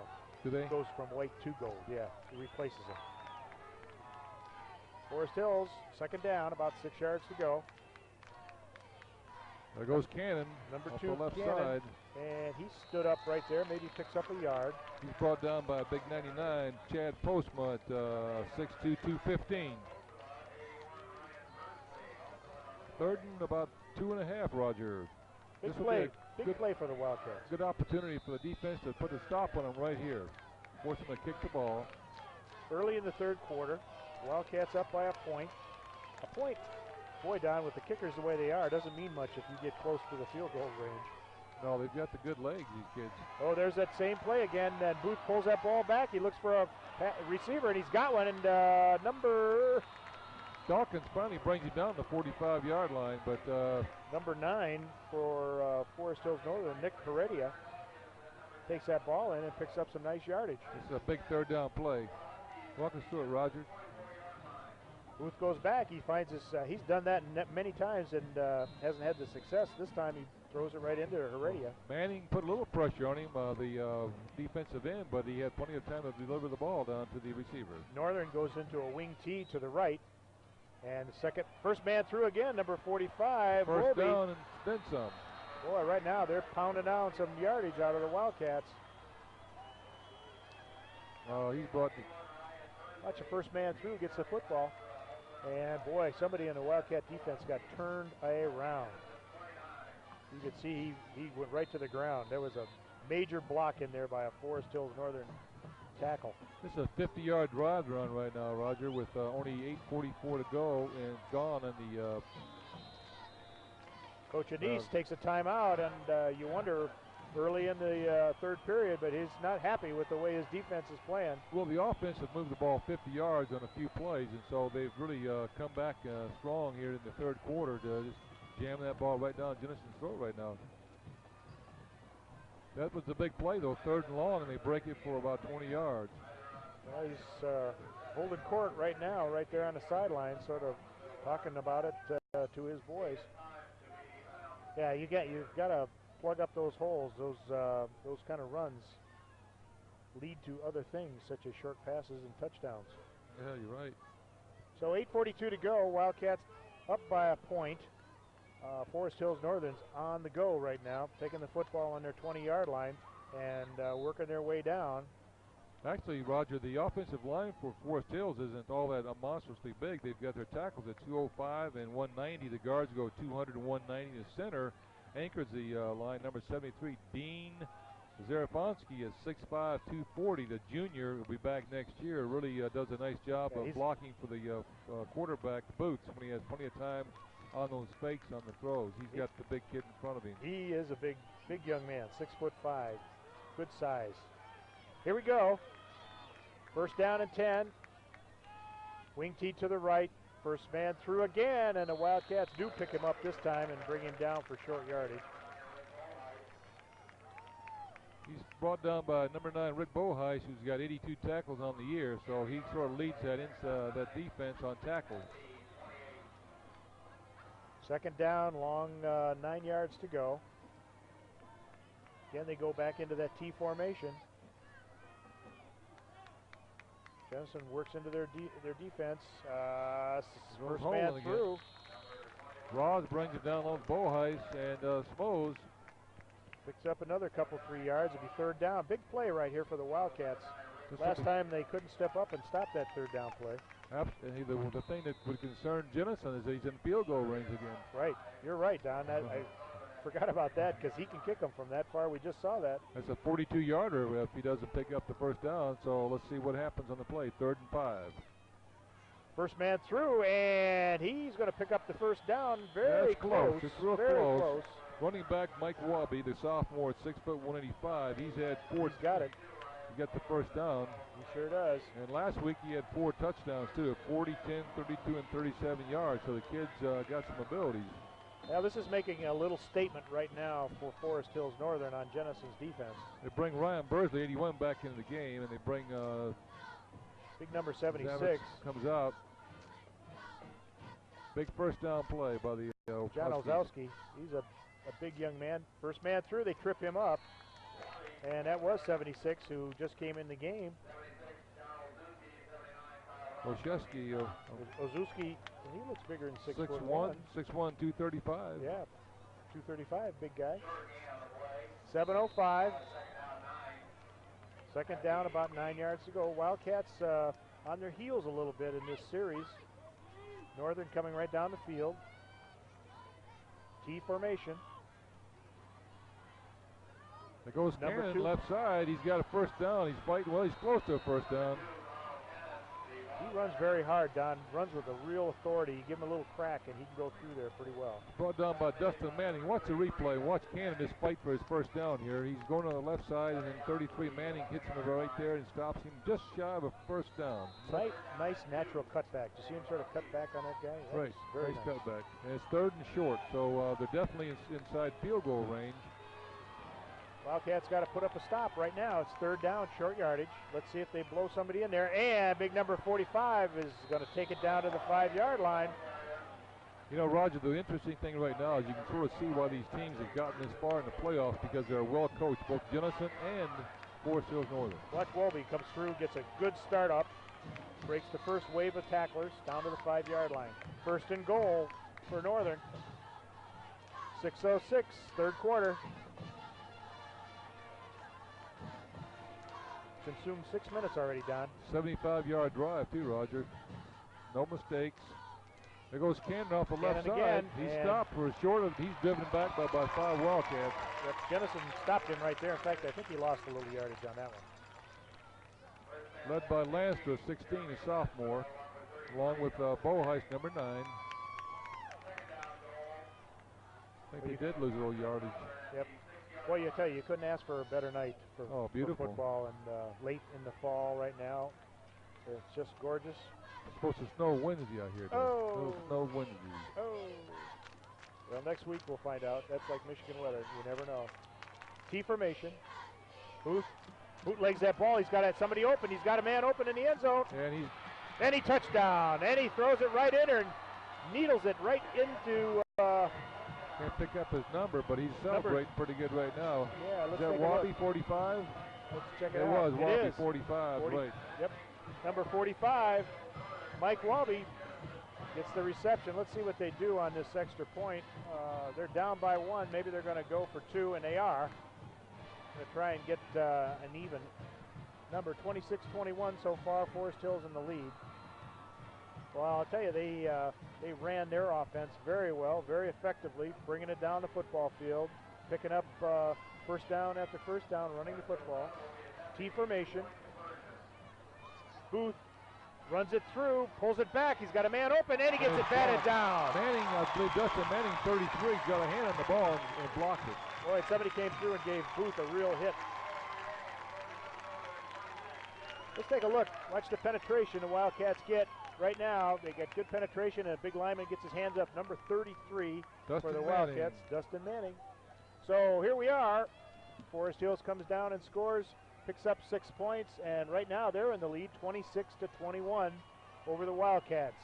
Big 80-yard drive. They went about probably 10 or 12 plays, Rogers. Took the ball from the 20-yard line. After the kick, they took the nice roll down the 20 and just took the ball and drove it down the field. And put the ball in the end zone from 5 yards out, and the pass play to Walby wide open in the end zone makes the score 21-26. Northern back up on top again by 5 points. So yeah, it's almost going to be.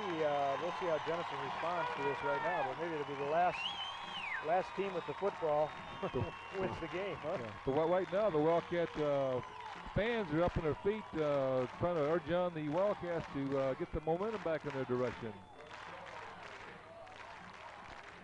Well, Luke Pearl got ready to start the play after the touchdown. 5:12 to go. Northern ahead, 26-21. And gets a good leg into this one. Clay Bundy with the ball right now with a little hole off the left side, but it closes rapidly, and he's down at about the 27-yard line. Clay Bundy moves the ball right up the field there, so the Wildcats will have it 1st and 10. I believe he's brought down by Justin Ross, number 50 for the Northern Huskies. Right up the middle he goes. Looking for his blocking. Little hole opens up and shuts down real quick. So let's see how the Wildcats can do as C.J. Hooper brings his team up to the line of scrimmage. Number 50, Nathan Griffith, is a center for the Wildcats. Single setback. Wide out, man in motion. Rides the first man through, and he's going to break through. And number 45, Michael DeHaan, if he can keep going, let's see if he can leg it out. He might be able to turn the corner, and he does not. Goes out of bounds at about the 13-yard line. On the 15-yard line, he's finally brought down by number 5. I believe it was Matt Williams, was it, that brought him down, or was it Clay? Matt Williams. Matt Williams. I'll tell you, that was a fantastic run. That'll get you out of a hole in a hurry, Roger. Here's a replay. Watch the replay, and you'll see the speed that he shows. But you also see the angle that Forrest got on him. Number 4 for that's Chris Knapp. Chris Knapp. He's the captain. Chris Knapp. He tracked him down. Let's First go back at it again. We got 10. Double slot left for the Wildcats. Hooper again trying to bring the Wildcats back.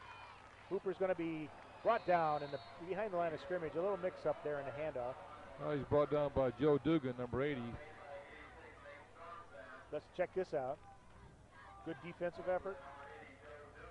We're getting some good help from the truck down there. We appreciate that. Well, I wonder if there was to be a back to come the other way, because he looked like he was getting ready to pitch it. But let's find out right now. 2nd down. Wildcats lose a yard and a half in the play, so it brings up about 2nd and long, 11 or 12 here. Double slot to the left. Single setback. Fake. Hooper. And he had Amato open. He did. It looked like he also had Dawkins, Roger. Both were open. I think he got held. I think Amato was held up a little bit getting out there. That's what hurt. If he's held, we need some handkerchief down on that turf. 3rd down, 11 yards to go. Well, again, we've got our field goal kicker. I tell you. You took the words out of my mouth. I was just going to say that would cut the lead down to 2 points. Yeah. In this game, Don, it appears you need all the points you can garner. I was going to say, who's ever got the momentum at the end is going to be the winner. I believe they're going to go for the score rather than the field goal. 3rd down, 11. Single setback, slot to the opposite side, to the right. Hooper goes back. He's got a little. Oh! That's close. That was really close right there. I'll tell you, Fail says, I don't know. It looked to me like they had defenders on me, but at the same time the ball hit me. If we can see watch a replay. Watch Kevin Fields, 84. Right over the middle, and right. It was close. That was like bang, bang. Kevin's going to say, you know what? I should have caught that ball. I'd like to have that back again. Well, let's see. Here we go. Well, this time we've got field goal attempt, but this time number 12 is going to attempt a field goal for the Wildcats, and that's Clay Bundy.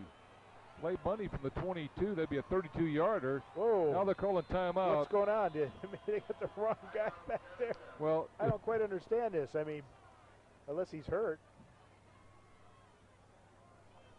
I mean, Winans, he can kick that ball.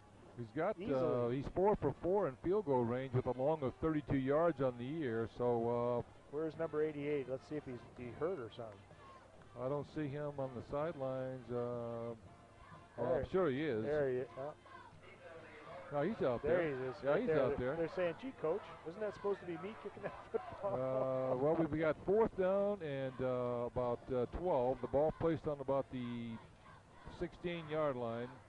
4:13 to go in the 3rd quarter. Northern on top, 26-21.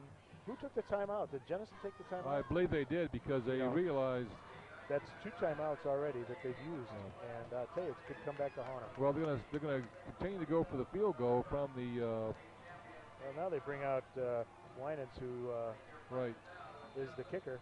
It makes you wonder now. Why would Clay Bundy be out there? I don't understand it. So he's got a 32-yarder. Maybe to check the lineup. 32-yarder. Oh! Okay, let's see if he can scramble. Somebody's got to get out. Whoa, he's down. Well, it looked to me like somebody was offside. I thought so as well. If we can see a replay of that, you'll see somebody move before the ball ever comes back to the holder. So the play backfires, and I tell you, Tony Anise has got something to say to the official right now, because I'll guarantee you, watch the replay. You'll see. Watch the replay. Watch the far side. Hopefully, we'll line. get a shot of the line, because you'll see someone definitely move. Yep. And there it is right there. He went across the line, the left end from Forest Hills Northern. Boy, and they never called it. So maybe that's a big break right there. You know, maybe he didn't go. He didn't go across, Donna. I mean, the lineman's looking right down the field. So Coach Anise won't agree with you on that one, though. No. 1st and 10 for Forest Hills Northern. He's got some running room because nobody's out there, and they quickly shut it down. 6-yard pickup, though. Number 21, Holden, Mark Holden, picks up about 6 yards. Brought down by Manning. I'll tell you right now, Forest Hills Northern's going to pound that football into Jenison, and the only thing they're going to have to stop. You know, that time Jenison had the big run by DeHaan for several yards and just couldn't capitalize. Then those 2 touchdowns have been called back and looking pretty big right now. Wildcats are a little lethargic coming up on defense. They're just not quite snapping into it. First man through. Right up the middle, brought down by Kyle Rouse, along with Clay Bundy on about the 43-yard line, short of the first down, brings up 3rd and short. Big Rouse is 6'6". 265, plays both offensively and defensively, so he's quite a force in there. They bring out 3rd and short right now. Ryan Bursley comes out of the game for a minute. 3rd quarter, about 3 minutes to go. Oh, it looks like something happened here. Looks like a little fumble. It's definitely not a first down, that's for sure. So no. Boy, that ball popped up in the air. Roger, you're going to have 4th down and long, so you'll probably have the punting. Here's a replay. Watch the misplay. Ball's on the ground. No first down, so a little break for the Wildcats. It is a break for the Wildcats, because otherwise they might have made that first down. That was pretty close traffic in there. A lot of guys running around. Boy, he lost a little yardage there, didn't he? Well, he did. He lost probably a half a yard, so it puts Amato back on the. Yeah. He needs to go back a little deeper than where he is right now, because if he stays where he is, the ball's going to go over his head, because Cannon has a cannon for a leg. Yeah, he can kick. He's not. They're not deep enough. I don't think. Oh, almost over his head. No. Nice pickup. Nobody in there to try and cause a fumble. Amato's got it. Let's see if he can come up the field. This one's Clay Bundy. Boy, oh boy, he shakes him. Let's see if he can get by him. Clay Bundy driven out of bounds by the kicker. That was a big. Can't get it out. Roger, he had one man to beat, and that was the punter, and that was a good athlete in number 2, Clay Bundy. Watch the replay. There's a lot of desire on Clay Bundy to get through this line of tacklers. Okay, watch Clay Bundy break a couple tackles, going downfield, and the punter finally stops him. But not only did the punter stop him, but the punter also jumped 2 feet in the air to get the height from the center to get the ball punted down to him. Cannon did a very nice job. Good athlete, number 2. Wildcats get the ball right up into the middle. Number 45 takes off. Colby. He is just fighting his way down. He takes it down to about the 5-yard line. DeHaan shows me something on that play. I'll tell you, 45 drove somebody 10 yards down his back right there. Watch the replay. Watch the heart and desire of this kid right here. DeHaan breaks 2 tackles. He breaks a tackle, and finally gets shoved down from behind. Number 37 comes in and helps him pick up some more yardage. Chris Knapp, finally stops the play, but not until after we get a first down on about the 6.5-yard line. Wildcats sprint up to the line of scrimmage. They got some new life in there, Don. They spread it out to the right and to the left. First man through, and goes Hooper. Hooper for 6-yard touchdown. And again, the Wildcats pick up 6, move ahead by 1 point. Let's watch it. Boy, I'll tell you, that play right now has been the positive side for the Wildcat offense, that's for sure, as Hooper takes that ball into the end zone. Boy, Forest Hills Northern's going to reeling. They go down, work hard to get a touchdown, and all of a sudden, within seconds, the Wildcats are back at them again, scoring. We're seeing all kinds of offense tonight here. We've seen it all. Yeah, we said already, the guy with the football at the very end. They're going to go for 2-point conversion, Roger. They're going to set up for the tie if they have to kick a field goal. There goes Amato in motion. And it's a live ball. Let's fall on the ball. Oh, you better tackle that man. You know what? I think if he would have run with that football, Don. Is it live ball? That's a live football. See the referee finally after he stopped? Watch the replay. Let's watch this. See if his knee went down. Because this would have been fine if it was a live ball, actually.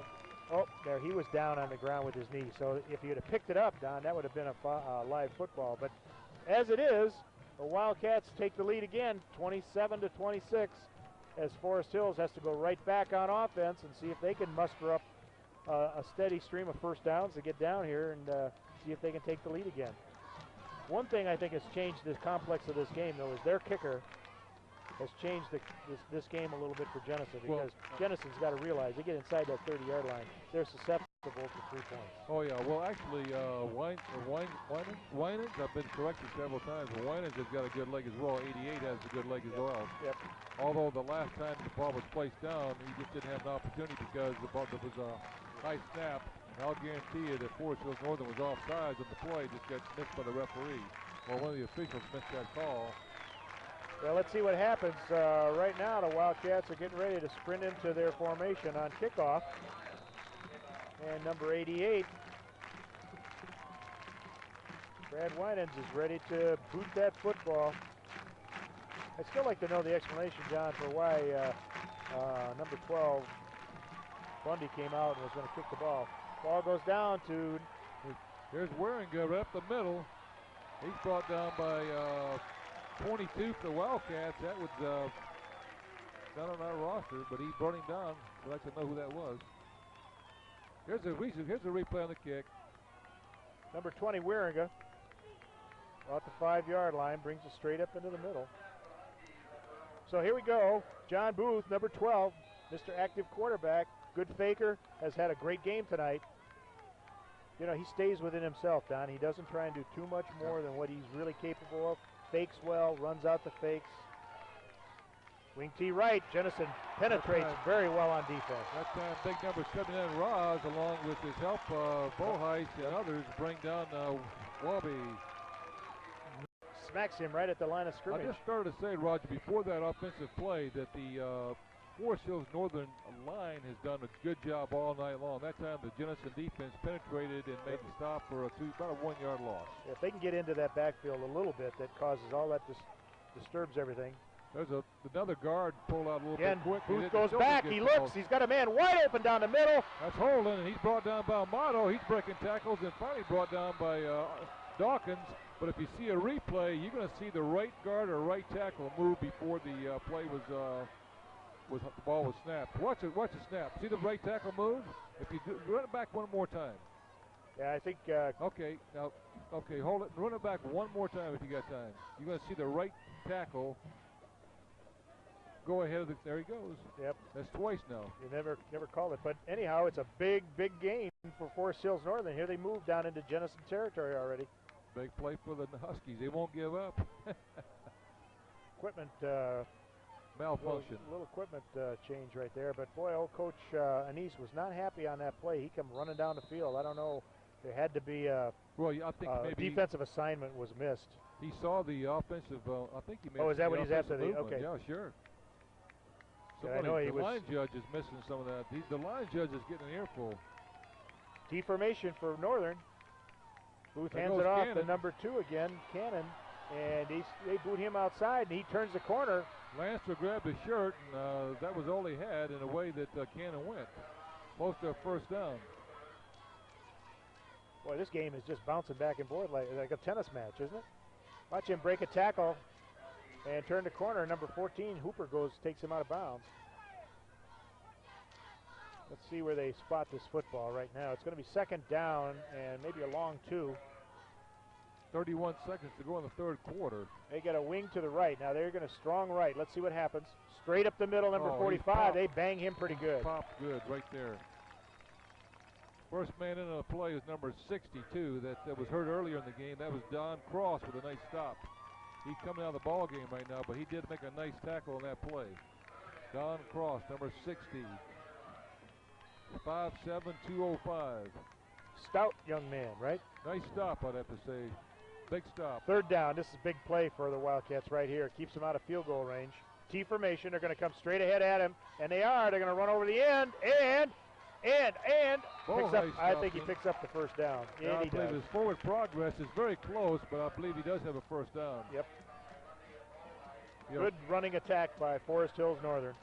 That's the end of the third quarter. seems like when they attack at our tackle end, they pick up a few yards.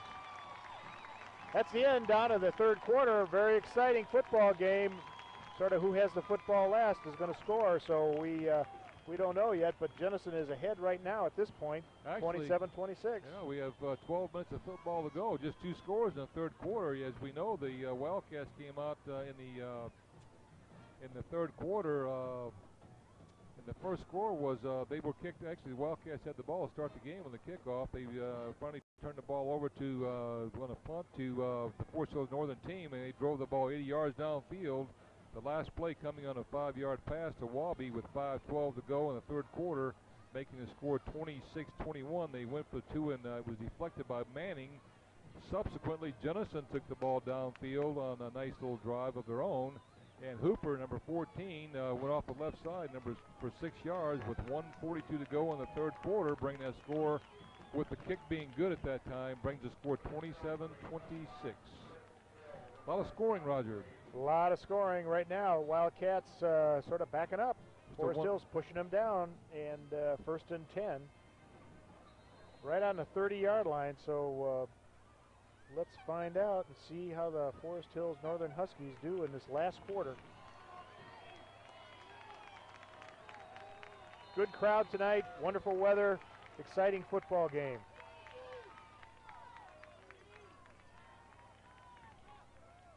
Booth number 12 goes back to pass, got a man wide open, he gets his intercepted, and there's a flag. Well, oh, wait a minute, there's no flag but a marker. Right. Now, they might be holding back over here. Well, we'll see, because well, let's wait. Personal foul, Jenison. They're going to call personal foul on Jenison. Let's see a replay of that. Let's see what happens here. It's got to be on the quarterback after quarterback guys the ball, releases it. He may have been hit late, but they may have called pass interference as well. Well, it was over his head, uncatchable ball, so that was not a problem there, I don't believe, but you never know. You still can't take a receiver down with a catchable, or I mean, you just can't take the chance to hit a kid like that when the ball's in the air. Now let's see if this penalty is going to be personal foul. Jenison.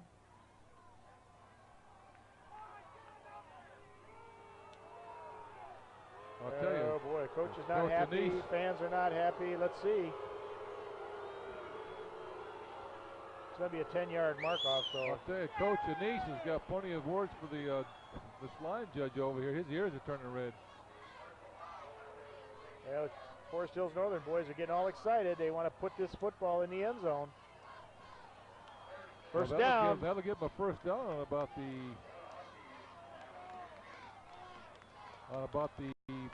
15-yard line. Yeah, starting to heat up. You got 11 minutes and 55 seconds to go. A couple calls like this, and there we go. We're going to hold timeout here a minute. Well, what's going to happen is that there's going to be some discussion now between the officials. And Coach Anise is about 5 yards out on the 20-yard line, still talking to the official about something with the last play, trying to get an explanation. He's got to get off the field. He's still discussing something down there. Yep, he's trying to get some kind of answer, but he better get they off. Won't, you know, it's not going to help. It's over, so you might as well just move on. T-formation for the Northern Huskies, and they're coming right at Jenison, and they're going to go to the end zone because I don't know if he's going to be stopped, and he's not. It's a touchdown. Number 2, Cannon. 15 yards. Picks up a touchdown.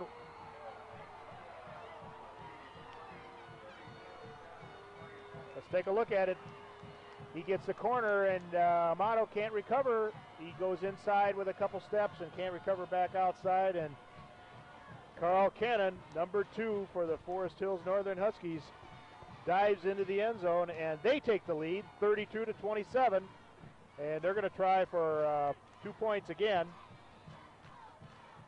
And we'll see how this goes. Right now, that last play, Roger, looks awful big right now. Yeah, where the infraction took place. I mean, that was a big momentum changer. Let's see how Booth runs his offense. First man through, he sprints to the outside, he throws it in there, and they catch it. And it's good. It's good for 2 points. And the Huskies take the lead now, 34-27. So again, we're back at an even 7. So if the Wildcats do score, it'll be a tie football game. Well, the pivotal play was the previous play to the touchdown, where there was a controversy on the call and what that call was all about. And Tony Anise is still out in the field talking to the official, trying to get a judgment ruling or trying to figure out what was called and caused the penalty against the Wildcats, which was actually an interception that turned into a. Well, I'm sure he's getting a good explanation, but you got to move on. Nothing's going to change. Well, so you got to keep your kid. With the scoring we've had so far tonight, 7 points isn't a lot. No, it's not a lot, but you got to keep your momentum right. And the enthusiasm going. You can't get your kids down on these referees. So we'll see what happens as the Wildcats get the football back. So we have Dawkins, Amato, and Bundy back deep to receive the kick. With a little bit of a wind behind his back, you can look for this ball to go into the end zone or right near the goal line. Well, as we thought this might be a defensive battle a little bit, Don, and before the game started, you can sure throw caution to the wind on the defense, right? There goes Pearl, 88, putting his foot in the ball, and it's going to go down to the end zone. He had to let that go. Oh! No, Clay Bundy with the ball. Brings it back up. If he can try and break a few tackles, and he does not, he's taken down number 50. We're going to place that football on about the 19-yard line. Justin Ross on the stop.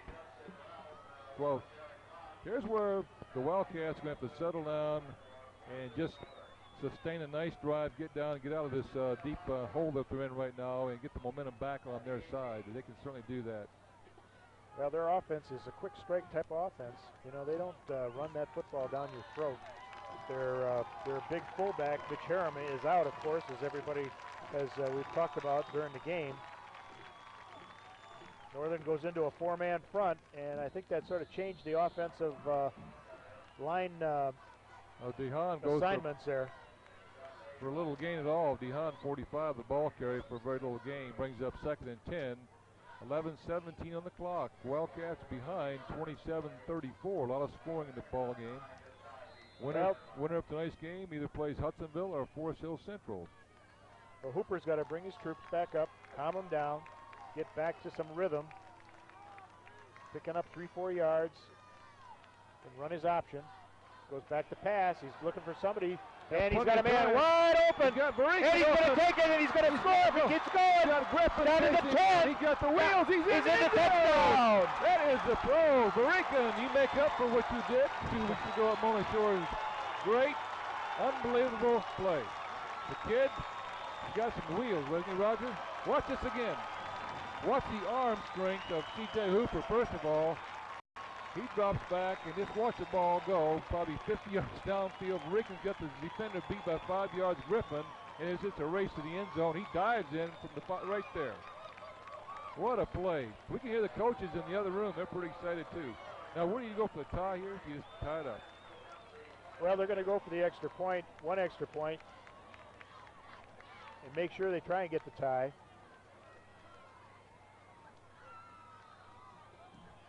Get everybody settled down a little bit as we get 10:45 to go.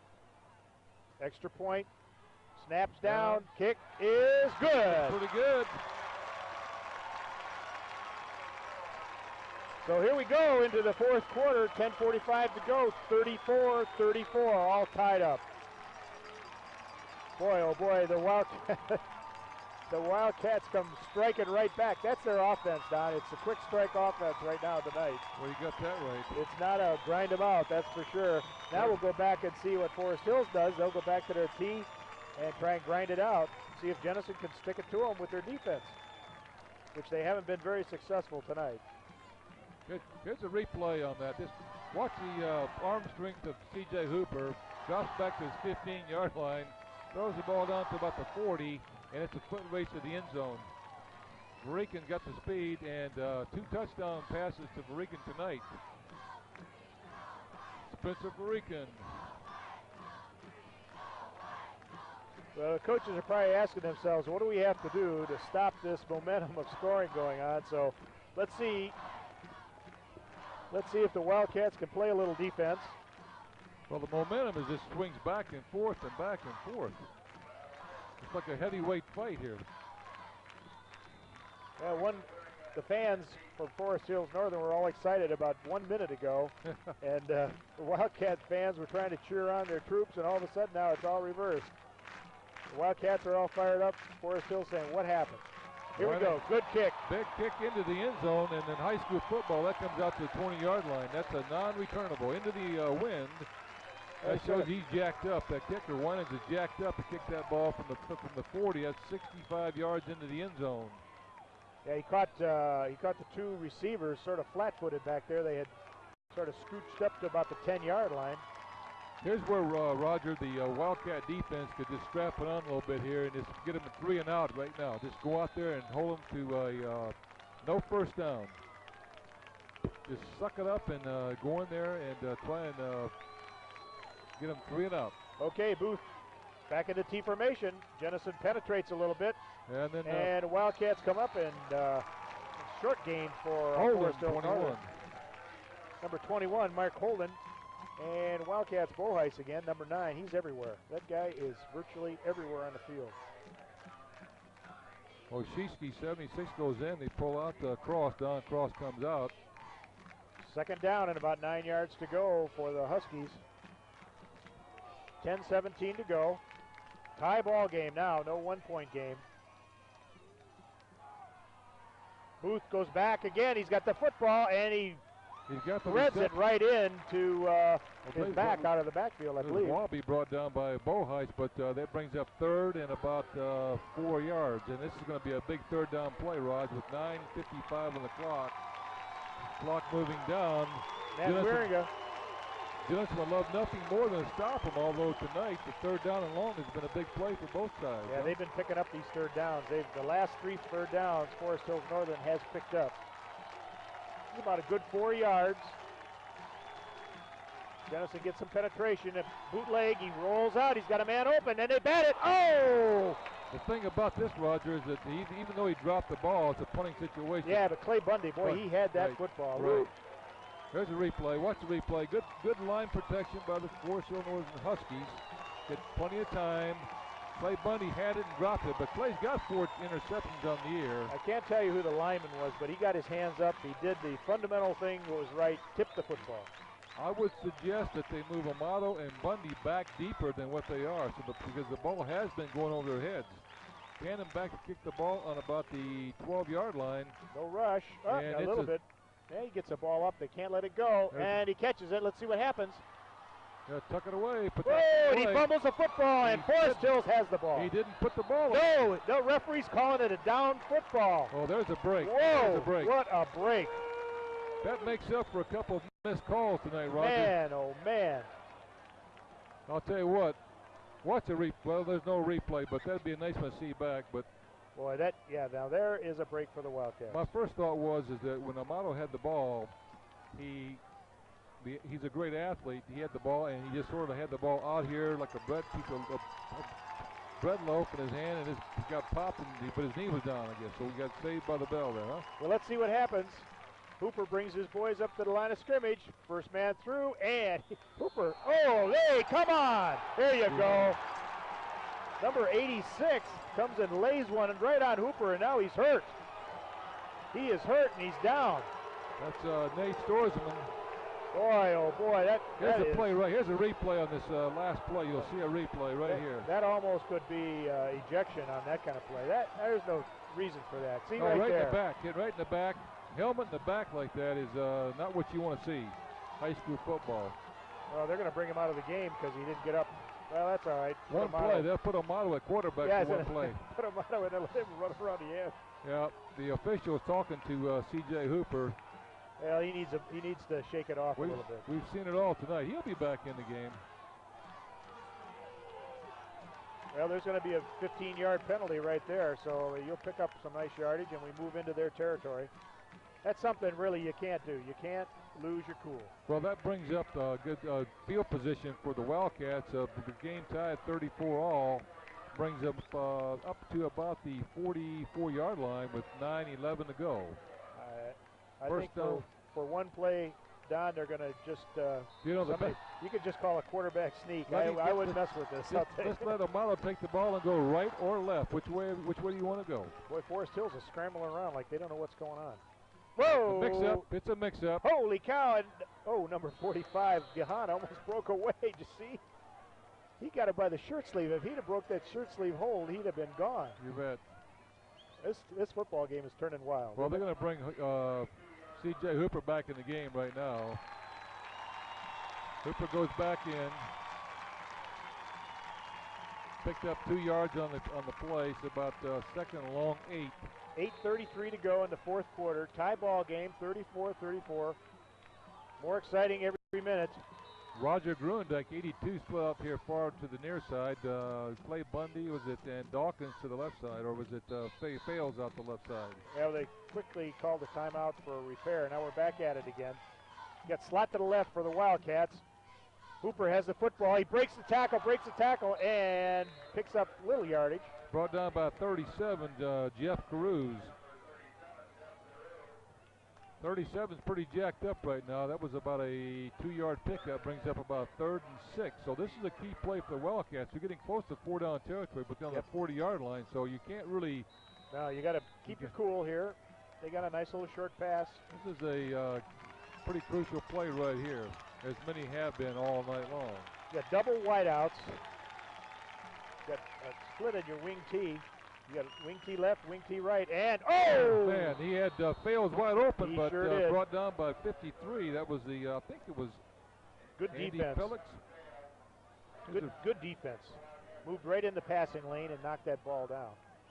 Well, you have 4th and 5, Roger, from the 40-yard line. So do you pooch punt it and put them down in deep territory and put your defense back out in the field, or do you give them a good field position here? I'd punt the football. Here goes the punting team in. Yeah, you need to get field position. Winans kicking from about for his own 48-yard line. Oh, it's almost like a Chinese. Low snap, almost blocked. Okay, let's see where what this happens thing if they goes. get a roll. Oh, and it hit the. Oh, wow! The live ball. It was a live football. So here we are at the 25-yard line, Forest Hills. 75 yards away with the wind at their back. 7:34 to go. There's a replay. Low snap. Gets the ball away, high in the air, into the wind.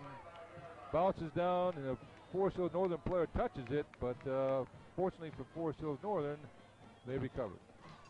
Well, some of the fundamentals you got to remember. You got to get away from that football, because if you don't, it could come back to haunt you. Luckily, Forest Hills Northern covered the ball. Here we go.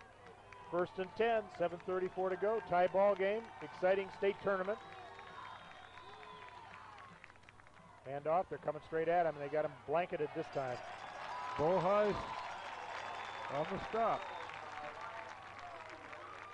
along with Chad Postma. Here's a replay, brought down by a host of Wildcats. Carl Cannon. Postma. Carl Cannon had no place to go that time. 2nd and 10.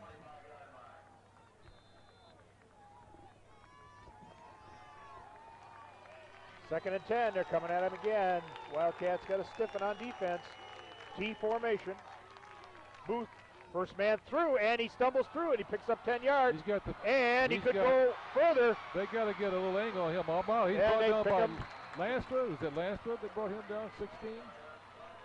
Big gainer. Let's see once he gets up off the ground. Good faking by Booth. He does a fantastic job. Yeah, watch the angle on Lansford, cuts across the field and ultimately brings the ball carrier down on about the 35-yard line. But Amato also had an angle on him, but that brings Forest Hills out of a deep hole that they were in.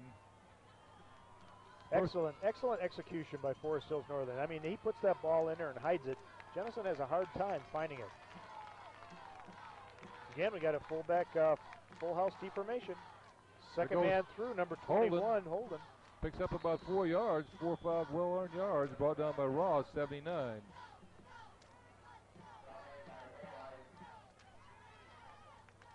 Second down and about 7.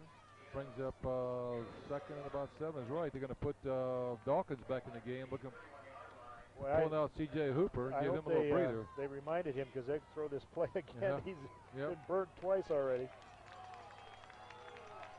Well, you got to watch the faking of the quarterback, Booth. He is outstanding. Well, this time he's got first man through, and there he goes. He's going for a touchdown right now. Right up the middle. And the Wildcats again can't quite hold them on defense, and Forest Hills Northern takes the lead 40-34. Wow, what a football game.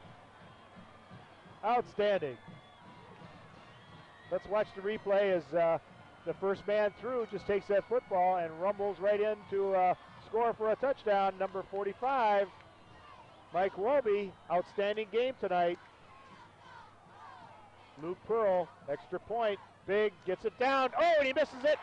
That could be a big miss right there. And the extra point is no good.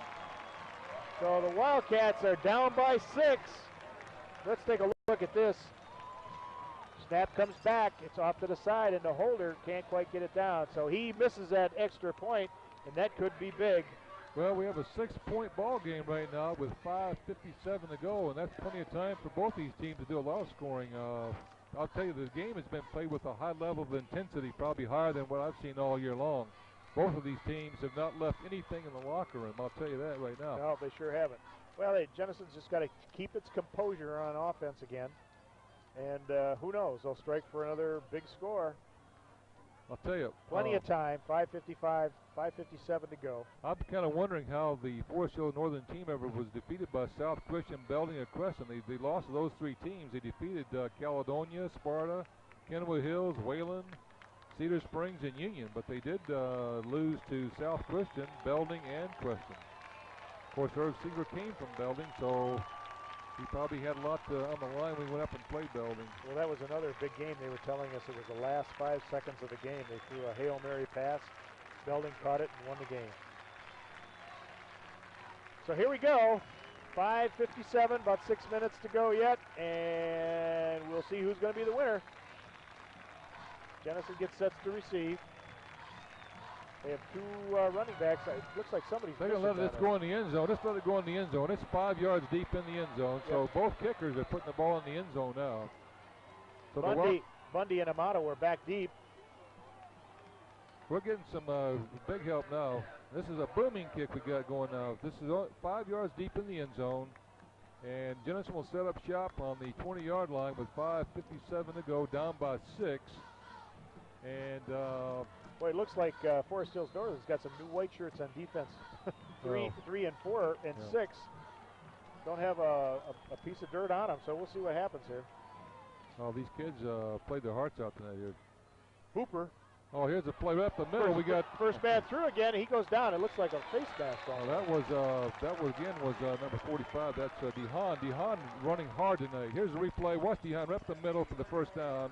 Boy, didn't it look like he had his face mask? It looked like he had. Not. First down, Wildcats. 5:51 to go. 15-yard gain right up the middle. Clock moving. Coaches are probably saying to themselves, "Who can stop the run? Who can stop the run?" That last missed point, the extra point, is going to look real big. Northern's going into a 4-man front, Don, so they've changed their defense slightly. Single setback, and there goes Wildcats, and there goes DeHaan again. My gosh, if he's got any speed, he can go all the way. He's got Griffin. He's got a ball in the end zone. He's going to cut back inside. He fumbles. No, he does not fumble the ball. I'll see him. Okay, Don. Okay, I'll back off. Woo! Hey, I'm backing it down here. Watch the replay. Watch DeHaan, 45, going left. He's beaten. Griffin has got some serious speed. This kid's played all. Chris Knapp, number 4. Chris Knapp. He's the captain of Forest Hills team. Sort of corners him down, but good effort by DeHaan, number 45. I'll tell you, that guy. He actually outrun Dana Griffin, 24, but he just couldn't outrun Chris Knapp. Well, I'll tell you, you've got the coach is motioning for people, but you got to keep it under control down right now. They're getting down inside. And there goes number 45. He's going into the touchdown. He's down about the 1-yard line. That's fine. We're getting too excited here. No, the one key thing I want to mention, Roger, watch this play. He's trying to reach the ball over the end line. I know. And don't do that. Just hang on the ball. Oh, there you go. We've seen a few games over our years, haven't we, Don? The ball gets down to the 1-yard line. DeHaan has shown me an awful lot tonight. 45 has stepped up and played a big game for the Wildcats tonight, no matter what you say. Number 26 going to come in now. That's Ayers. Well, let's see what kind of play let's see if they go straight ahead. Huper, yeah. Right, we saw that. There we got a straight ahead one, and it's a touchdown. And Wildcats take it in with about 30-some seconds. They go down the field. Here's the replay. Straight ahead, nothing super duper there as far as C.J. Hooper goes, but good line effort. Wildcats tie it up now with that missed extra point as we talked about, Don. Right. This could be very, very big right here. Well, but then again, you know, I mean, they have a good kicker. Forest Hills Northern is going to call timeout. Well, that helps because that reduces their timeouts in the last 5 minutes down to, I think they have 2 left. So right now the Wildcats trot over to talk to their coach. Big kick for the Wildcats, so if number 88, Brad Winans, can just go through the motions, keep his head down, and do what he normally does. Well, we have 80 points up on the board right now with 4:38 to go, and Jenison can jump up on top here if they can just put this thing through the post. Who would thunk it? I'll tell you, we've seen a lot of plays tonight, a lot of exciting plays. The fans that didn't come out tonight are missing a heck of a ball game. Yeah, what exciting football, I'll tell you can't believe it. As I said earlier, you can see why both teams made the playoffs. They have excellent offenses. The defense are good, but the offense, both of these teams are very well coached. Well, the nice thing tonight is that it's nice weather. Fans are out supporting both their teams. Full house over on the other side, on the visitor side. Jenison, of course, has always a great following. And here we go. See if we can get the extra point. Good snap, hold, and it's good! And the Wildcats take the lead, 41-40, with 3 minutes, 4 minutes, and 38 seconds to go in the fourth quarter. That's what reminds me, Roger, of the night that Jenison was playing Grand Haven, and with a minute and 20 seconds to go in the ball game, Jenison down by 2 points. They had a 31-yarder by the same kicker, Winans, to win the ball game, and then ultimately that was the play of the season pretty much because it kept them in the OK red.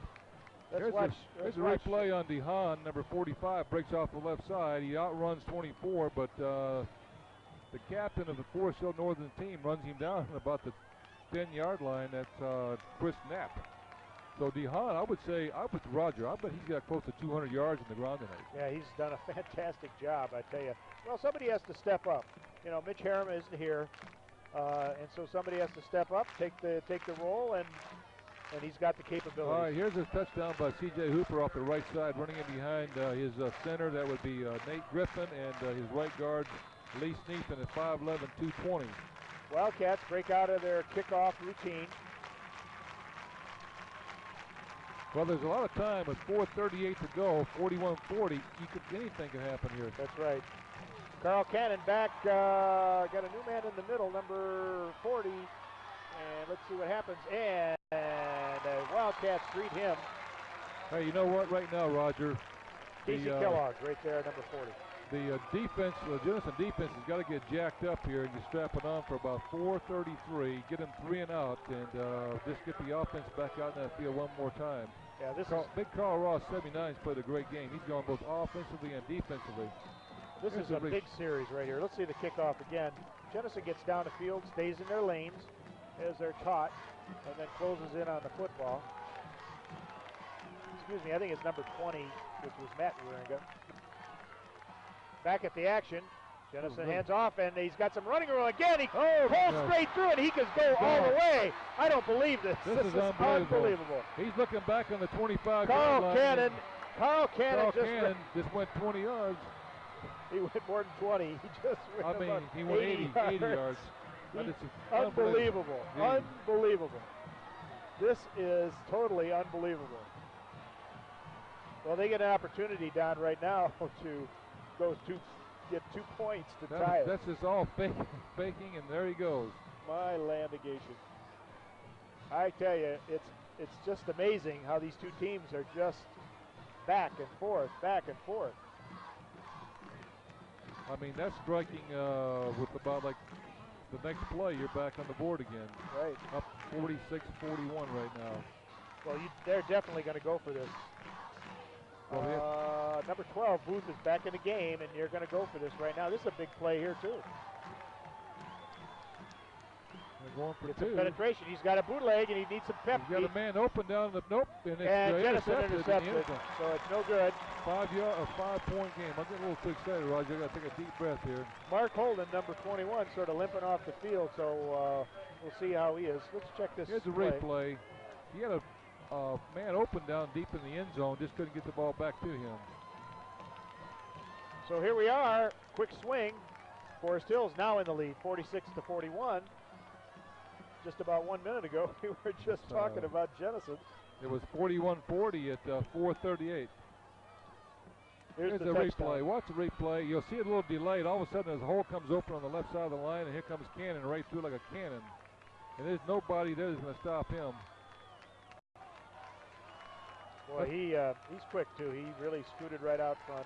It took 17 seconds off the clock from the time that the Wildcats scored their touchdown to the time that they ran the 80 yards up the side there to go ahead 46-41. Well, you have 4 minutes and 21 seconds. I guess now we ought to put the minutes down and see how fast people can score. Well, they've got... this is unbelievable. They got Aaron Dawkins back deep on the right side. On the near side is Clay Bundy, deep to receive. In the middle is Amato. They'll probably put in the end zone again, 5 yards deep, as they have all night long. No, this time it's a low kick. Luke Burrow, and Amato's going to take the ball and bring it right up the middle. Let's see what happens. Put the ball away. Put the ball away. Yep. And he gets a nice kick return up to about the 30-yard line. So here we're going to start with the offense. Jenison Wildcat offense at the 30-yard line and see what they can do now. I would say these players are starting to get a little tired. It's been a warm day, a warm night. It was up to 72 degrees today. It's late in the season. Here's the kickoff. It's a line driver taken by a nice bounce, really. One nice bounce, and then Amato's got the ball right up the middle. Looking for his wedge. Hooper brings his boys back up to the line of scrimmage. Right now, Northern goes into a 4-man front. So they're going to kick one man off the line a little bit. Well, there goes and Hooper almost breaks the tackle, picks up about 4. So plenty of time for the Wildcats. They got 4 minutes to go, but they got to keep her going. 4:02, Jenison behind, 41-46. Second down, 6 yards to go. Jenison going into a slight breeze. He's got Varican split out here far right or coming off the field. I guess he's coming off the field. Got Fales and Dawkins split out to the left. Dehan. Oh, and the football fumbled, and number 37 picks it out of the air. Boy, that could be the big turn right there. Jeff Caruso, who's played a great game all night long, just picks up the play. Here's a replay. Watson mishandling the ball right here. Yeah, they bump into each other, and he mishandled it. And Caruso is in the right place at the right time. Otherwise, it would have been a live ball had hit the ground. He's picked up in the air. That's a big break for the Forest Hills Northern team. Sure is. Big break. Well, we'll see how the defense, I mean, listen, Jenison has done nothing so far in the last three series on defense, so let's see what happens. Roger, a lot of these players are going both offensively and defensively. You got Clay Bundy, Amato, Dawkins, Clay Bundy. Yeah, but if you're in shape, you should be able to do some of that. And you got Carl Ross going both offense and defense. Boy, hits up in there hard, number 45 for the Huskies. Brought down by Boheis. They're just trying to run that clock down right now. That's what they're going to do. They're going to run it straight at you. Now they got to stop them. That number 12, John Booth, he is all over that field bringing in these plays.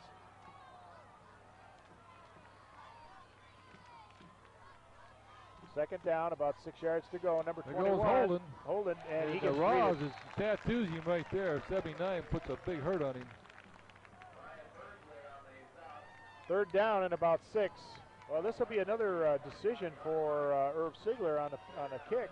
Well, he's got 3rd and 5. And if he can just keep him from getting the first down.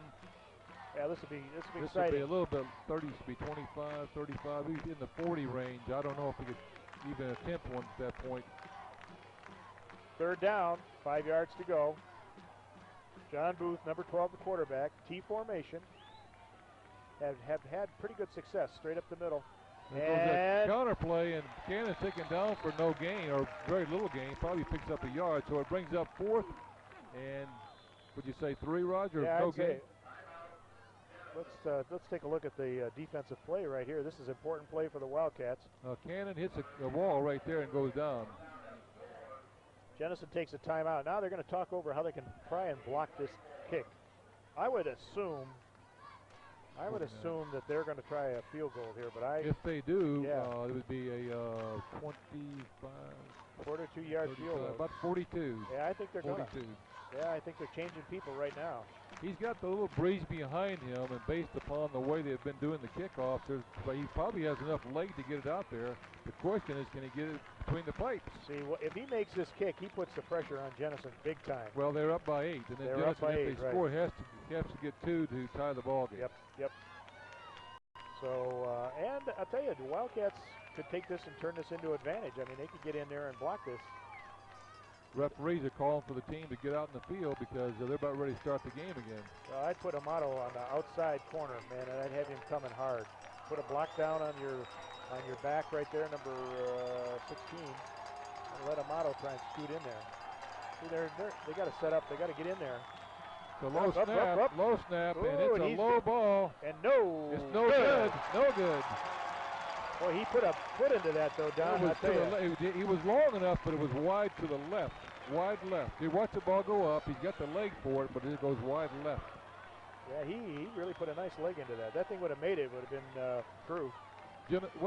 Actually, Roger, what happens is Jenison sets up shop back on the 25-yard line where they were earlier when they had the miscue, so they have 2:09 to go, whereas before they had like 3:40. They have plenty of time to get in the end zone if they can just break off a couple of those nice big plays they've been breaking off all night. I think Jenison may have one timeout left or none, so we'll see what happens. What are we doing here now? Well, I think they put it back on the 20-yard line. The officials reset the ball on the 20. Okay. No, actually in high school football, I don't know if the rules differently, but in professional football and college ball, I believe you put the ball back from where it was kicked. Yeah, that's like a touchback. There's a quick pass out to Clay Bundy. No, Bundy's got Amato open, and he hits Amato, and he drops the ball. And they kick it out. Yeah, he's on the 40, but it was dropped there. Well, we got to let the play. We got to let the play develop here and see what happens. They're pulling a lot of things out of the trick bag here. There goes the ball back to they turn Bundy into a quarterback. He's got Amato down there on the 40, and the ball is just not quite high enough for him to pick up. That'll be second down and 10 yards to go. You know, they just got to get some first downs. They got to quit worrying about pick up big score. Go to the sidelines and stop the clock. Well, there's Barikin, number 1, out here on the near side on the 20-yard line. Now you got him lined up one-on-one. I would go to the number 1 right here. There you go. They're going one-on-one. They're going to do it if they can get him to stand up and no blocking. Nope. The blocking breaks down, but Barikin had his man beat again. He's got the wheels out here. He was covered by number 6. Here's the play. Now you see the coach is coming out telling number 6, you better back up, because they're going deep. Now you have third and about 15, third and 18. You're going to hit Bundy again. I'd go. There's a little short pass that stops the clock. They got 4th down now. Boy, these linemen aren't blocking. They're just not blocking. They're worn out. Yeah, it's 4th down, and you got about 15 to go. This is a make and break right here. No, you can't kick the ball, I don't believe, Roger. No, you can't. They got to go for it here. It's 4th and 15 with 1:37 to go. Jenison behind by 5 points. This would be the biggest first down of the season if they make this first down right here. Well, the linemen have got to block a little. You can't just rush block these fellas. Man in motion, and you can tell they're going to back up. Well, it's sniffed out, and there goes a pass out here to. He's got it! Bundy's got it! And he breaks the tackle. And he goes out of bounds. Can you believe this? Number 6 right here saw it coming all the way and still couldn't do it. That was a remarkable play. I don't know how to explain this anybody. Just watch it. Just let the play. Just watch it. Well, he's got his hand up. Number 6. Unbelievable. Well, he just came off the field, so your coaches aren't too happy right there. So actually, the defender watched the you got a new guy in here right now, I'd go right to him. Right. The defender saw the ball. Look at this number at 9. Right. He doesn't know where he's going. Number 8. Well, you got 1:27 to go. There goes DeHaan off the right side for about 1.5 yards. The clock moving down. 1:20, well, 1:19. They got plenty of time. They just need to just. Picks up about 2 yards. It brings up 2nd and 8. Ball placed down about the 45. There goes Hooper calling his own number again. They're trying to tackle the ball right now, Roger. Yep. Well, I'd go down to this pass. He's going to have to ground the ball here and bring up they got to keep it going. They got 3rd down and 3 to get a first down. They need a first down. Let's sprint Hooper to the outside. There it is.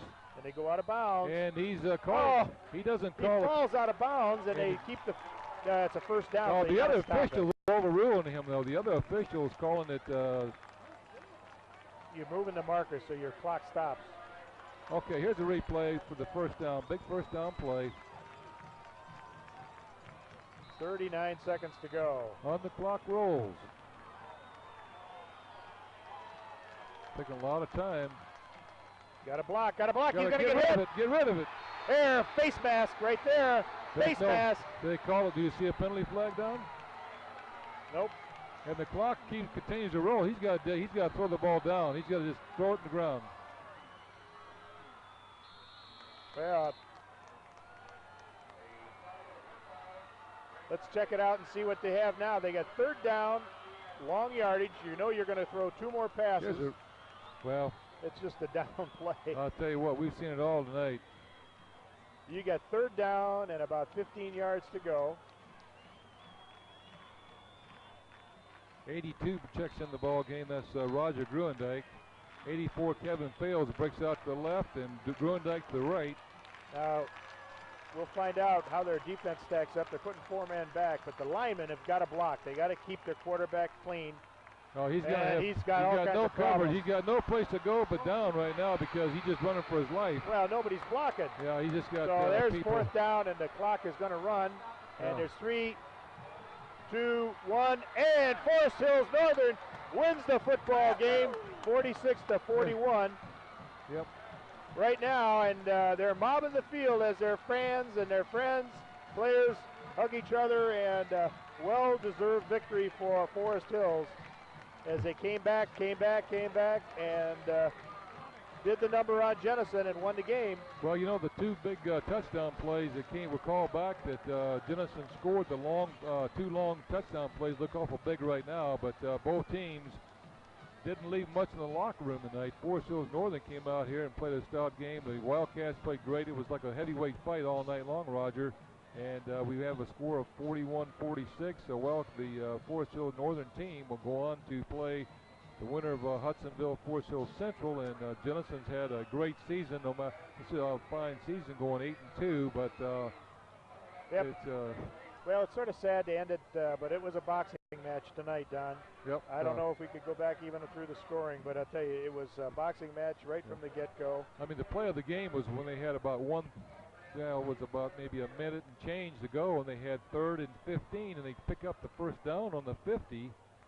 And I thought, well, there's still life in the Wildcats, and then the Forest Hills Northern team just came through and just no blocking, and C.J. Hooper had nowhere to go but just retreat, and I think number 44 finally brought him down, Austin Twillicker, that last play, ran him down, and well, I guess looking for some players of the game, offensively, I have to say that John Booth, number 12, played as fine a football game as you could ask any quarterback to play.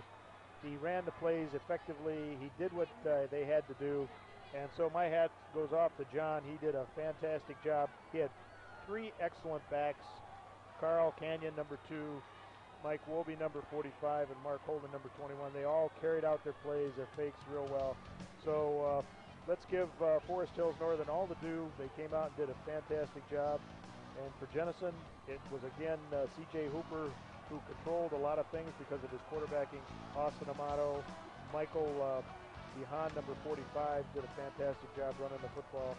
Don, a couple comments on I was just your going to side. mention also that Spencer Barikin came in number 1 and had 2 outstanding touchdown receptions, one in the end zone and the other he went for a long distance on.